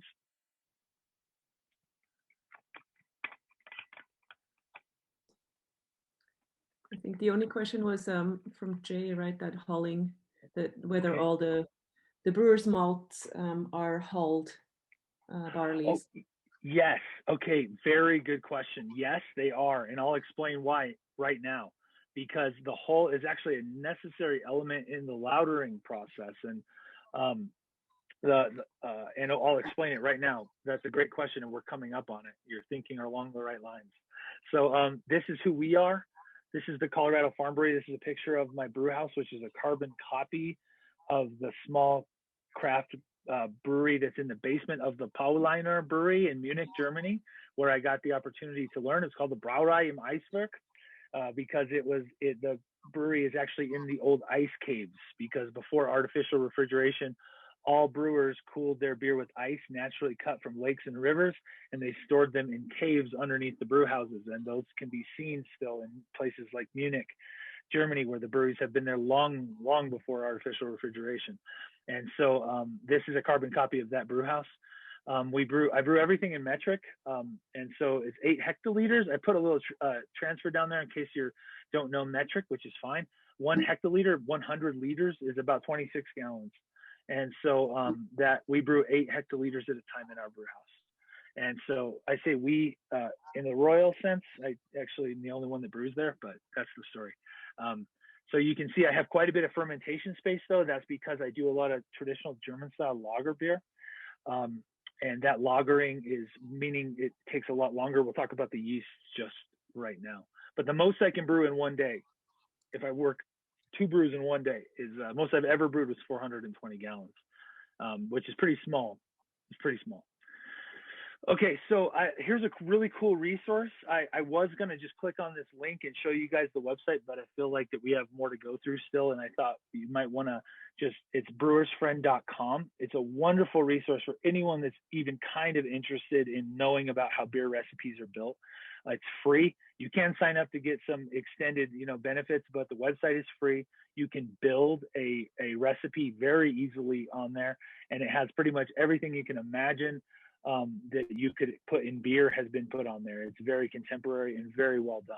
But in general, if you're brewing beer, and this is kind of based, it's about 2 to 1. Think about it like that. 2 to 1 is the fermentable grain in US pounds to gallons of hot liquor. I use this word hot liquor intentionally. I'll explain it when we get into the brew house, because liquor it's a little different than water, but it's not liquor like drinking spirits. It's a term in the brewing industry that's used for the hot water that's intended for mashing, because that water's been treated or changed in the process before mashing. So in general, 10 pounds of Pilsner malt, you could say, it will yield you about 5 gallons of 5% beer.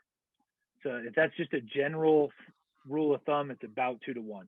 But of course, brewers and the way brew houses are designed, the way they can hydrate the beer so quickly and so efficiently, hydrate the grain so quickly and efficiently, you can really yield a lot better than that. But if you're brewing home brew, that's about what you're going to get.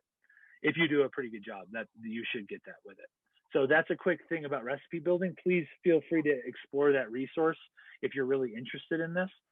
And so here's the general brewing process laid out for you to see. This is the last section of the presentation, if you're fatiguing.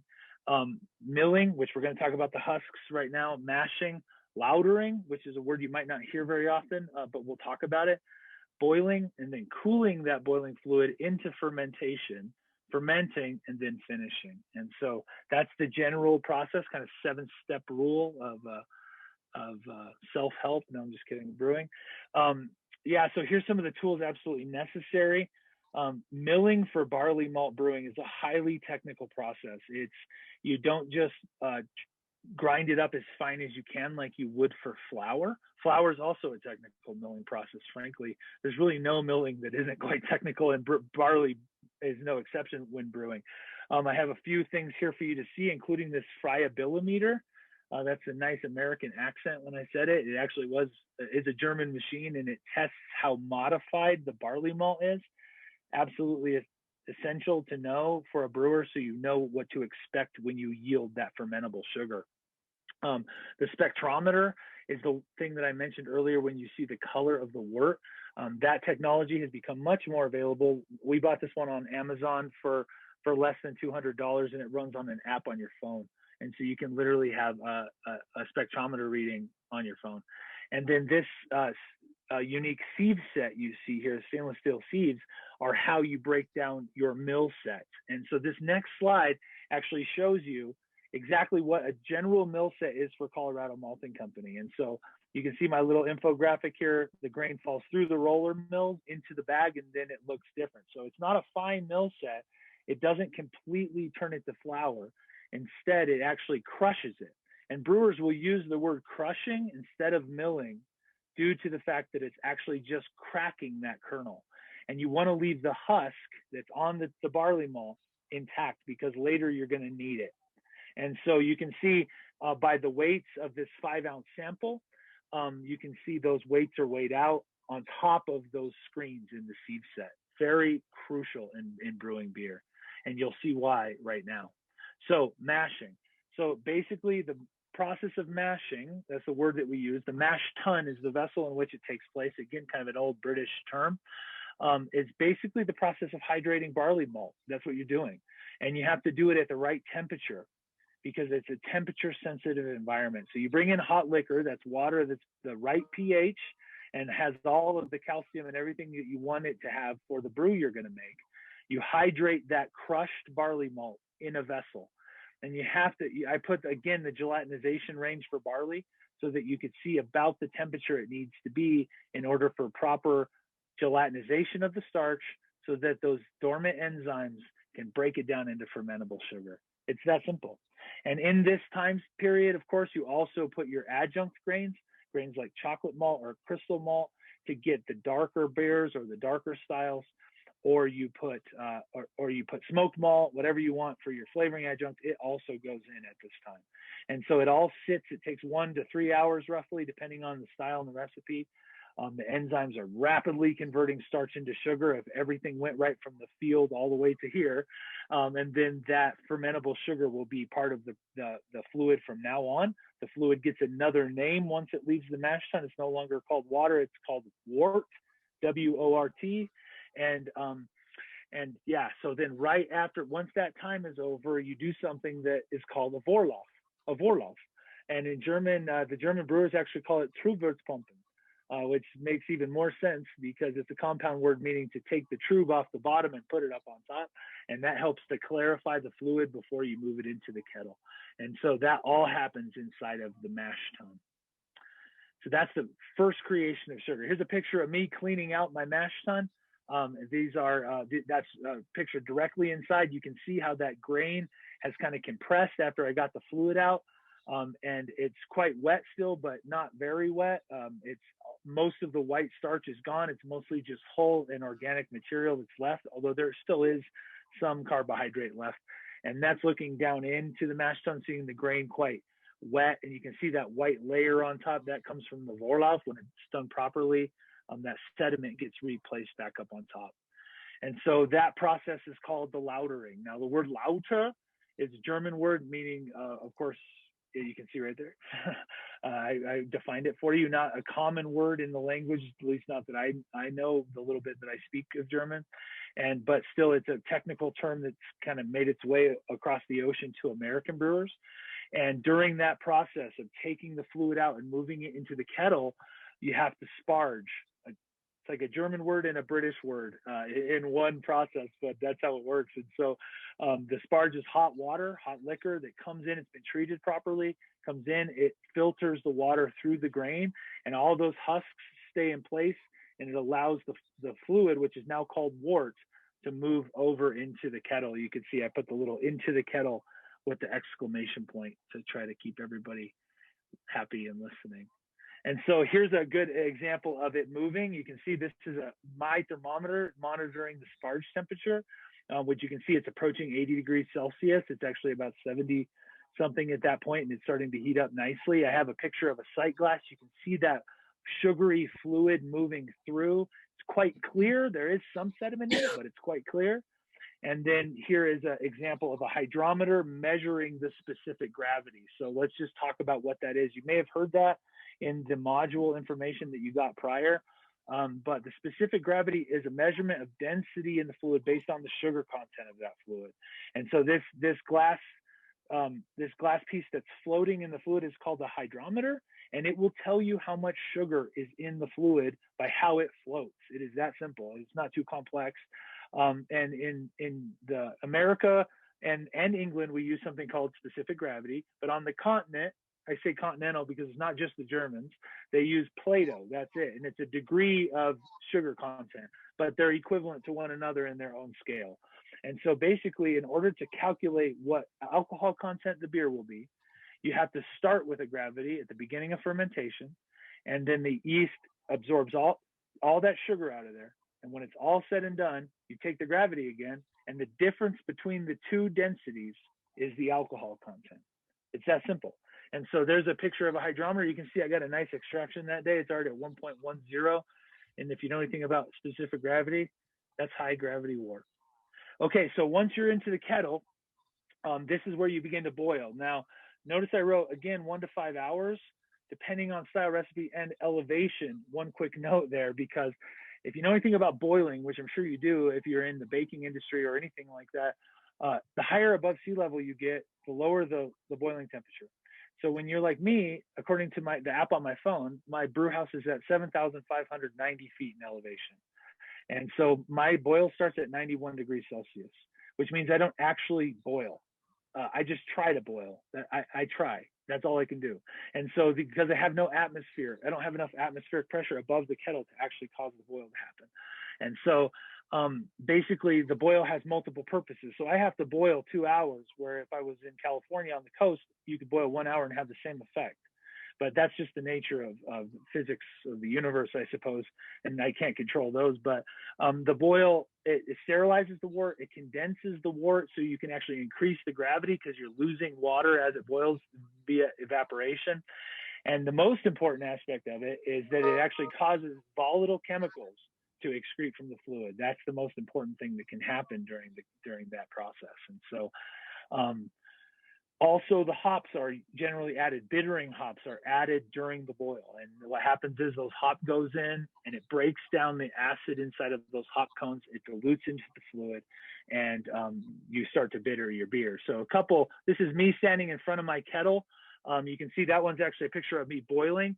Notice those very unique electric elements. I did electric not for efficiency's sake. If I had my way, I would have done a direct fire kettle, meaning I had direct propane fire against it. However, because the fire code in my county was really stringent, this was the biggest electric system I could get. And I decided to do that because we wanted to have the tap room right in there. And with public occupancy, they were going to make us do lots of fire rating and things like that. So I decided to go ahead and go with electric. But this is called the calandrial electric, where a calandrial is actually a steam jacketed kettle where it drives the boiling wort up over a lid and disperses it as it's boiling. That causes those volatile chemicals to leave very easily. This one, because the coils are around it, it causes the same effect. So when the boil happens, it actually seems to come out of the edge into the middle, and it causes this boiling reaction, and it really excretes those chemicals really well. I'm happy with it. I mean, I'm happy. It works okay. It's not quite what I like, but I make it work. I do grow lots of hops on site. There's a huge history to hops. I know we're going too late tonight, but the hops there's a huge history to it. But the truth is, most of the history of beer brewed in history did not have hops. They was originally put in by Trappist monks that took a vow of silence, and they brewed beer in their monasteries, and they tried it about 1,000 years ago, and it pretty much said, this is good, and everybody's done it since. And so that's kind of the history. This is some hop cones that I grew. This is Cascade variety. A couple of quick notes about it. It is part of the cannabis family. It's technically a weed. And when you put it in the ground, once it takes root, it's pretty much a weed. You can't get rid of it. And Colorado is a pretty good climate for growing it. We grow 7 different varieties on site at the Colorado Farm Brewery, but Cascade and Chinook are the best growing in my climate. I've had hops on the property now for 5 years, even though the brewery's only in its 3rd year of business. It naturally produces a cone like you see here in my hand. This is my buddy from Bear Brewing in Denver standing in front of one of my Cascades. You can see I'm a pretty big guy, and you can see how big those cones are on my hand. They're pretty good cones for Southern Colorado. I mean, you go to Washington or Germany, in the Halltower region in Germany, which I've got to see, and those cones are freak cones. They're just huge. But I was pretty happy. These plants have been in the ground 5 years, and they're producing pretty well on site for us. So,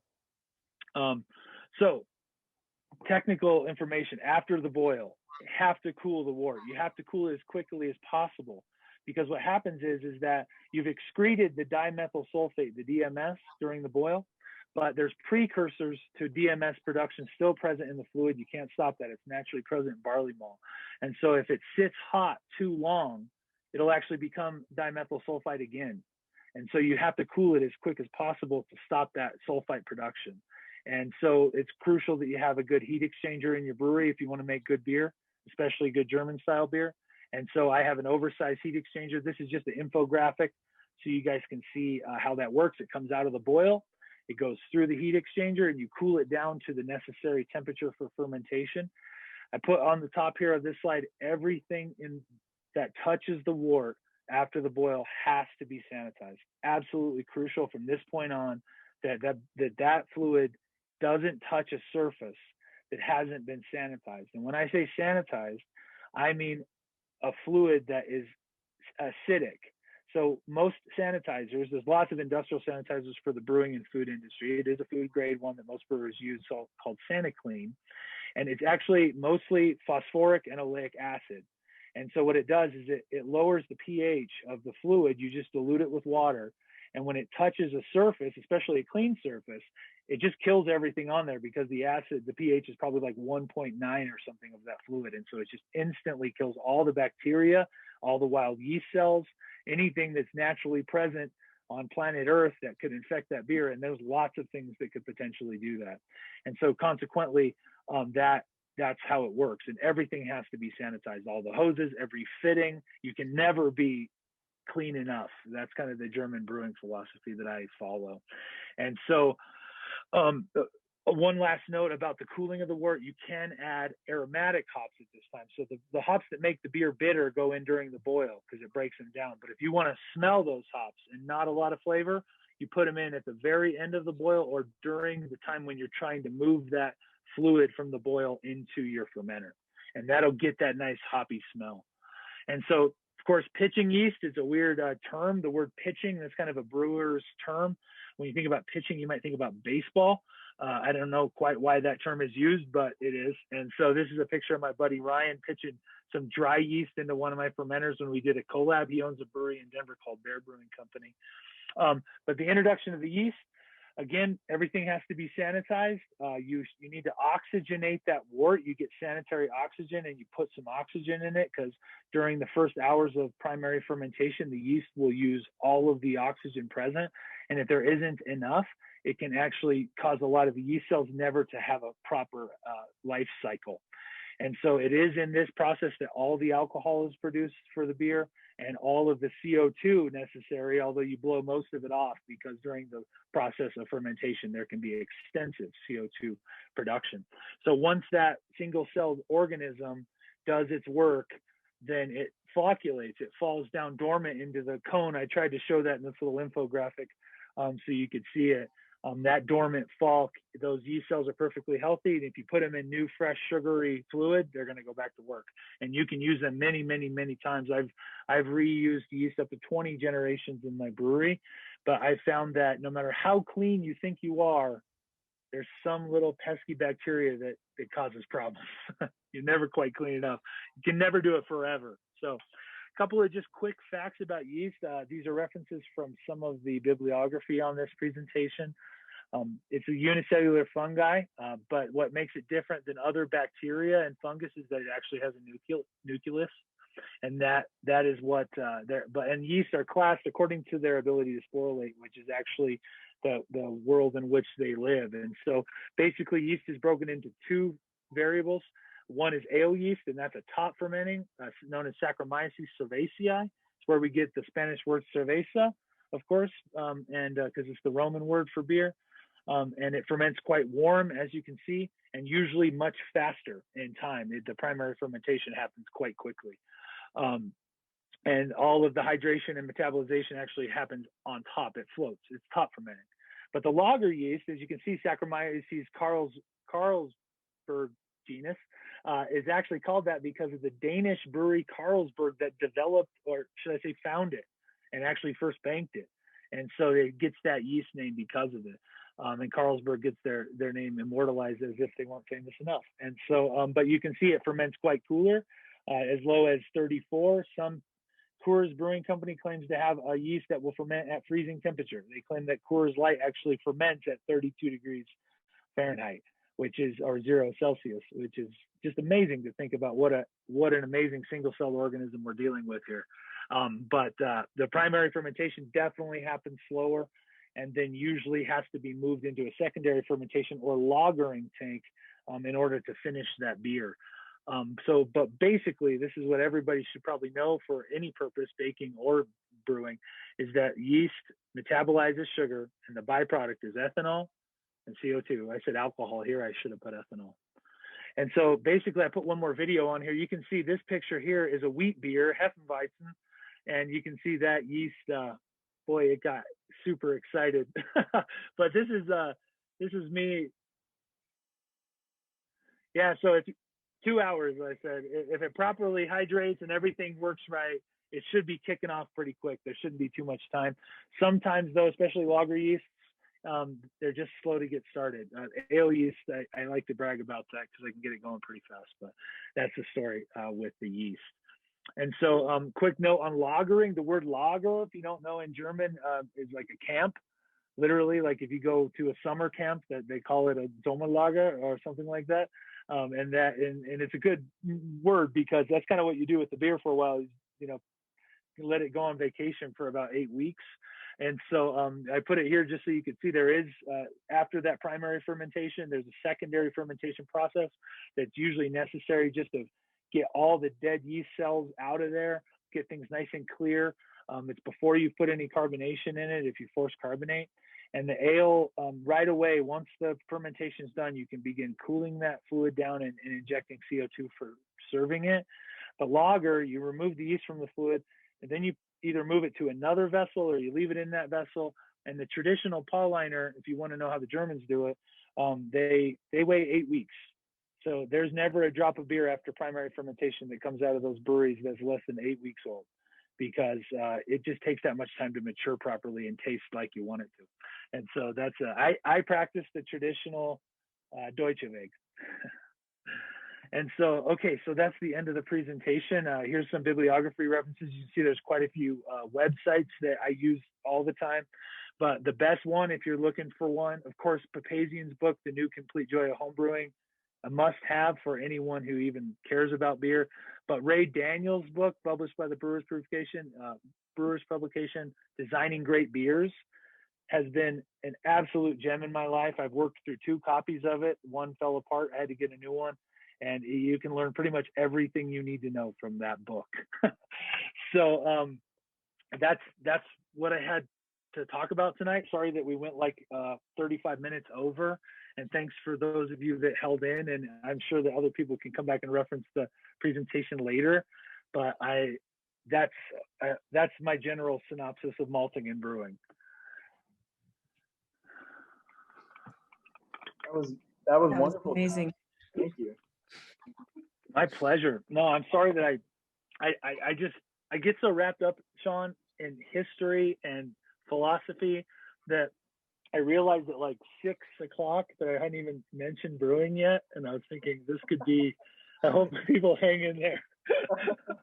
No, it was really awesome, and I can totally see where this could be like three presentation. Like you put so Yeah, much into it. Like it could just be you could have like 2 hours for each of these topics, or more, or a lot more. Obviously, there's sure. so Yeah, many exactly. areas to go into. So this one thing I wanted to go back to for a moment, which seems to Okay. be like a theme that I'm catching in a lot of the conversations, which makes a ton of sense. I love that slide where you talk about the chain from like the farm to the consumer with the glass and talking about how do we shorten it. And I'm just like really curious, like because we didn't.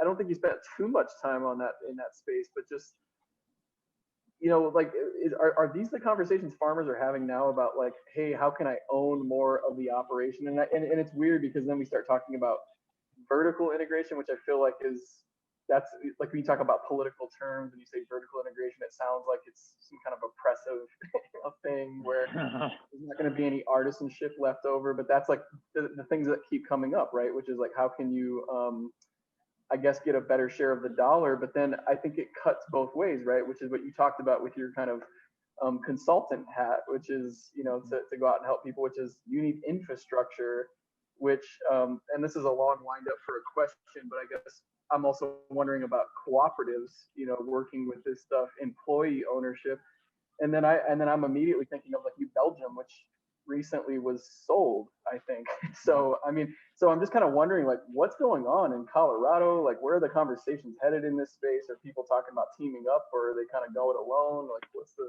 sense of that landscape right now? Okay. That there's a complex answer behind it, but I would say from the farmer's perspective, absolutely. I have not yet met a farmer that isn't interested in entertaining the idea of adding value to what they do, because everybody I know is asking themselves, how can I buy fuel? How can I pay my payments? How can I make this work? Because everybody's looking at just an increase in inflation and the cost of everything except for what they're producing. That seems to just be level. And that type of environment does drive innovation and ingenuity, but it also, the flip side to that coin, are all the people that don't keep up. And so many people are there right now wondering how they can add value. And I did kind of see it as a moral mission, you might say, for myself to say, like, so I know farmers, right? I mean, I am one, right? But I come from farmers, and they know what they do and they do it well. And change comes slowly on the farm, right? And so the idea of bringing a value added business into the farm is almost hard for another generation to go to even imagine, if you could say it that way. And so, but that doesn't mean they're not interested and open-minded and want to learn about it. And so those that have decided to take a step into malting, which is pretty much the vast majority, there's only one so far that I've met that wanted to take it all the way to the brewery on the farm other than us. But the malting seems to be the logical choice because the infrastructure is in place for grain handling. They even have semi trucks, forklifts, things that are necessary anyway. And they kind of think, hey, if we could get this going here, we could maybe make it work. And that is kind of the business. Yes, they're all interested. But as far as the brewing industry, I intentionally sent some links that I hope people explored on the module to the Master Brewers Association of America and the Brewers Association and the Craft Maltsters Guild. And so those are kind of associations, professional associations inside of the brewing and malting industry that have tried to create a more collaborative environment. And the most successful definitely is the Brewers Association, the BA. They are the most successful. They have events like the Great American Beer Festival and the Craft Brewers Conference, the CBC, that have attracted tens of thousands of people to get involved and be collaborative in their work together. And in some ways, the Brewers Association is a really wonderful group of people. And Charlie Papazian, the guy that wrote the book at the end of the bibliography, The Complete Joy of Homebrewing, is very, very active in the Brewers Association, has been for almost 30 years, and is something of an institution in it. And so many people are involved in making that a useful group. And so there is some, but at the same time, your comment about New Belgium, there is still the industry of brewing. And it's almost like a weird temptation to be something like the craft brewer, but then all of a sudden you just disappear and you sold out. Nobody knows where you went. And it's like, it's a weird combination when these big industrialized brewing systems the economic systems get into this craft grassroots business, and that's really what they're trying to do. And you can't really get too upset about somebody for finally making it, I guess. But at the same time, you think like, oh man, you had something so sweet, and now if you let it go, I mean, those are conversations that happen inside of the circles of craft brewers, definitely. Yeah. Thank you. That's an incredible answer. Thank you so much. And I know we had some people. Jay was making a ton of comments. I feel like maybe Josh, do you have to run right now? I mean, what's your time like? Do you need to get off? Me? Yeah. Yeah. Just Oh wanted to no, check I'm in good. with you. No, did you hear that? It was actually just my earpiece. One of them died.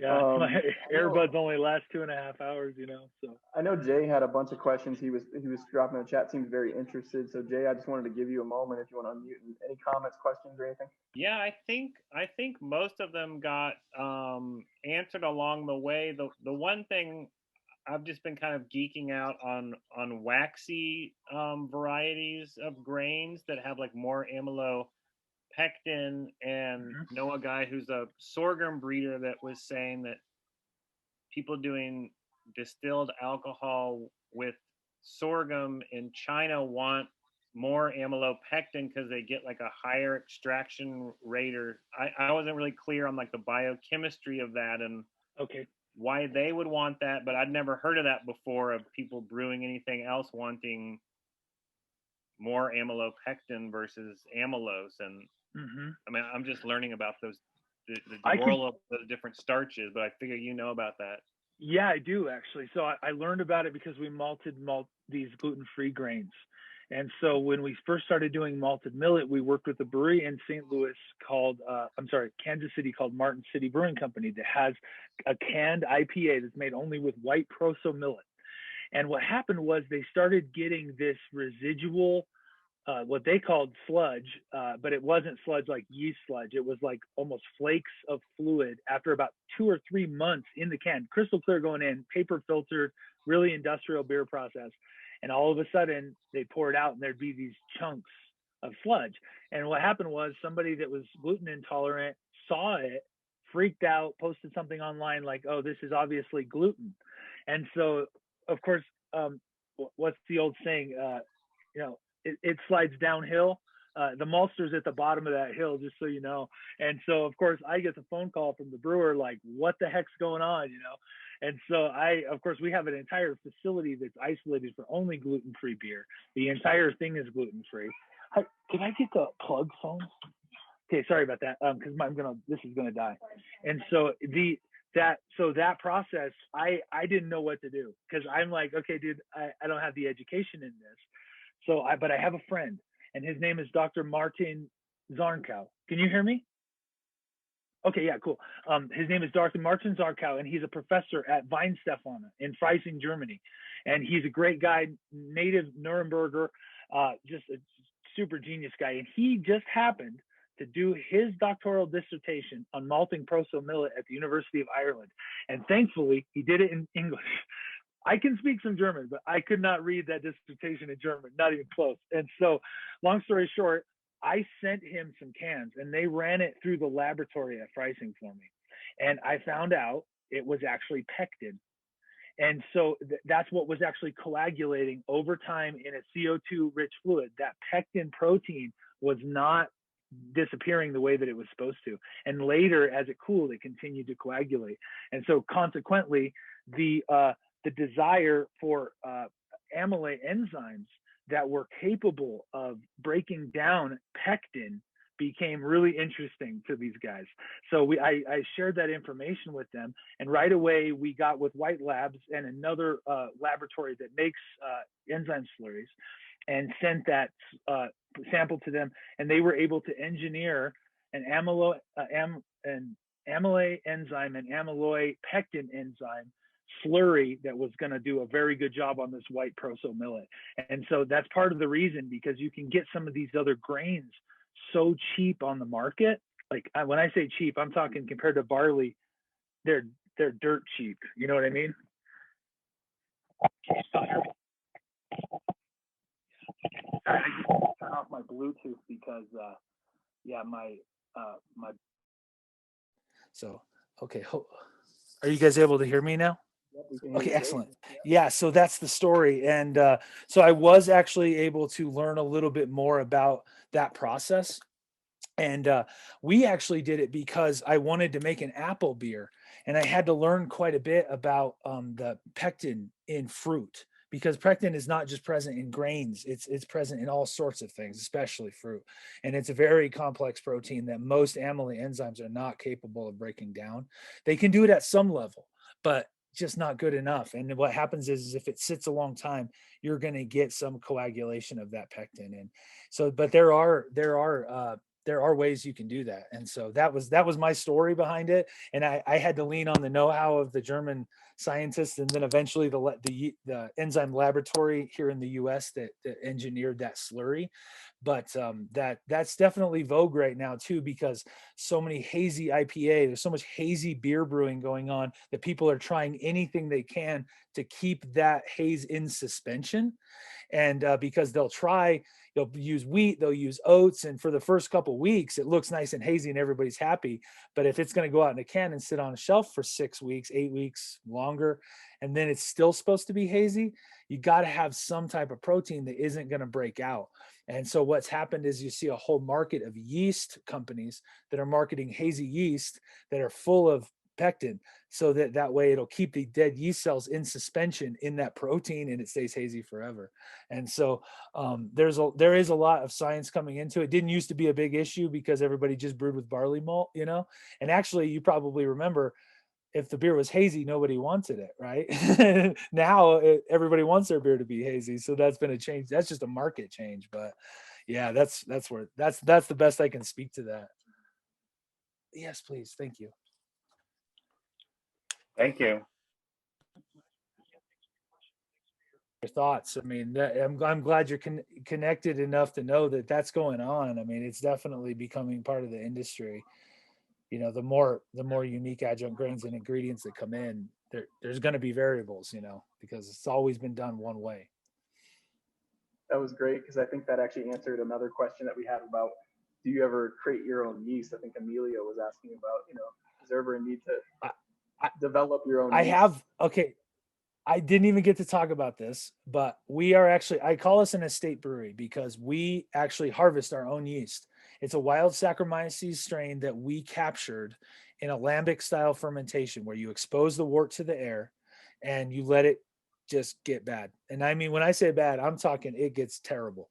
And it's mostly mold and bacteria and all kinds of stuff that naturally is present in the air that's going to infect that sugary fluid, because it's kind of like the law, they call it the law of specific gravity, where basically if there is sugar in fluid, nature will make it gone somehow, and it's a law of nature, if you will. And so we set it out, and then after it had gone through something like a fermentation, we scraped the junk off the bottom and sent it to a place called Y Yeast up in Portland, and said, hey, can you find any yeast cells in this?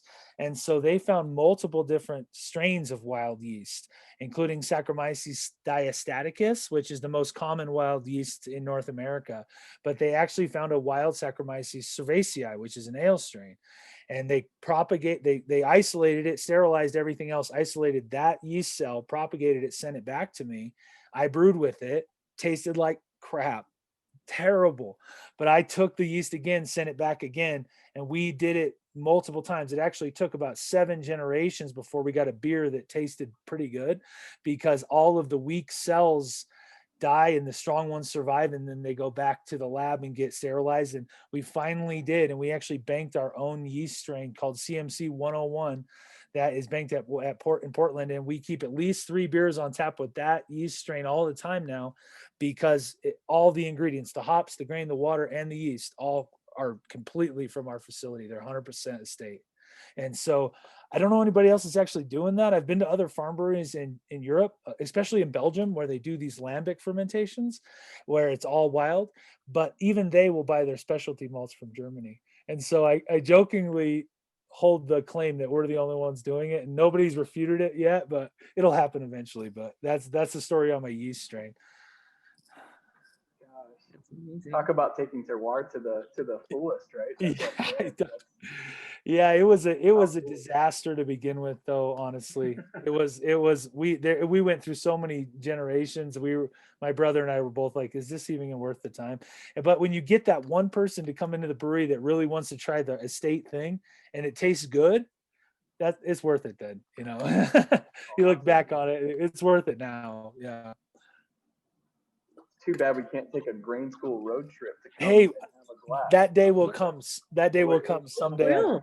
Yeah. You know, it actually will. I wanted to announce that because, and we haven't planned it yet, so just volunteering. Yeah, the Sounds good. Colorado Malting Company, but grain school in the field next year. This year will be in Pueblo County for corn. 13th, 14th November. Next year will be in San Luis Valley. Perfect. So for 2 days, I think we're going to include, Crisco Star with the mill there, Yeah. quinoa farms and grain farms, and hopefully we can work with you.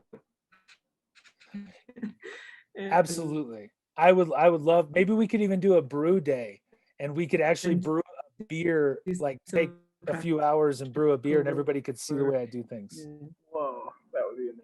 I'd love to share. It's my pleasure. Honestly, it is. It'd be great to have everyone. Thank you so much, Josh. What an inspiring talk. And I don't know, I don't think we had anything else. I think people were just kind of hanging out, listening in. It looks like most people are kind of saying goodbye now, but we had a lot of Sure. people with comments saying thank you, great class, appreciate you. A lot of thanks to you, Josh. So lots of great comments. Yeah. So. Yeah, thank you so much for an incredible talk, and Thank you. such an effort for you in addition to all the other things that you're holding right now. So thank you for that effort. man. And you were definitely a huge enrichment of this course. And this course is now this course 1, and I don't know who is still around from course 1, not so many now, but it's coming to a close. This was our first one. And I just wanted to mention for those that are just in this course 1, we'll keep it open at least until July 1st. So you'll have access until then. And yeah, and we'll definitely have some communications coming through our Canvas shell, and then we have your emails as well. But a little bit more to come from us this week. Well, and yeah, Josh, thank you. And I think Emilio is probably the one that is most excited in this class about malting and brewing. So Emilio, do you have a camera? Because this is a great opportunity for you to meet, face to face at least, with Josh for a moment. I know you've reached out to Josh. Mm-hmm. And he's still there, but he's at least still in the course. Yeah. It's okay, maybe. Yeah, we'll communicate. And I would love, if anybody has any questions, please feel free to contact me. I'd love to, if you have any thoughts or questions or plans or anything, I'll be happy to give you my thoughts if I can help. It's my pleasure to be involved. Yeah, it's wonderful. I think that there's a huge amount of opportunity, I think, now with the Colorado Grain Chain, and just raising awareness in the brewing world in Colorado about not only the heritage grains, but regionally grown grain and malted regionally grown grain. Mm-hmm. If the German, I mean, I love Germany. Mm-hmm. And I love the barley and all of that, but Mm-hmm. but if you had to put a carbon tax on that grain, everybody would shift. Mm-hmm. It's not sustainable to ship that kind of grain around the world. Mm-hmm. It's so heavy, and so hopefully that eventually something will shift, because right now what I hear is the biggest issue is the cost of a local malt, and it's prohibitive, completely prohibitive, unless it's vertically integrated. Mm-hmm. Exactly. Yeah, and that's just because it's a systems problem. Mm-hmm. It's really a systems problem. It is. Yeah. Genau. Yeah. Okay. Yeah. Well, thank you all for hanging in with me. And I'm sorry if I went like way too long. But thanks for being cool, everybody. I appreciate it. And it's my pleasure. Thank you. Prost. Thanks. Yeah, Bye. Prost. Auf Wiedersehen. There's Emilio. There's Okay, Emilio. cheers. Cheers. Oh, wait. Should I wait? Oh, I Yeah, missed it. I think you can connect later. Thank you, Okay, Josh. I'm sounds sure you're good. tired also. Yeah. Have a good night, Thank you, everyone. Josh. Have a Thank great night. you. Thanks, everybody. Thank you.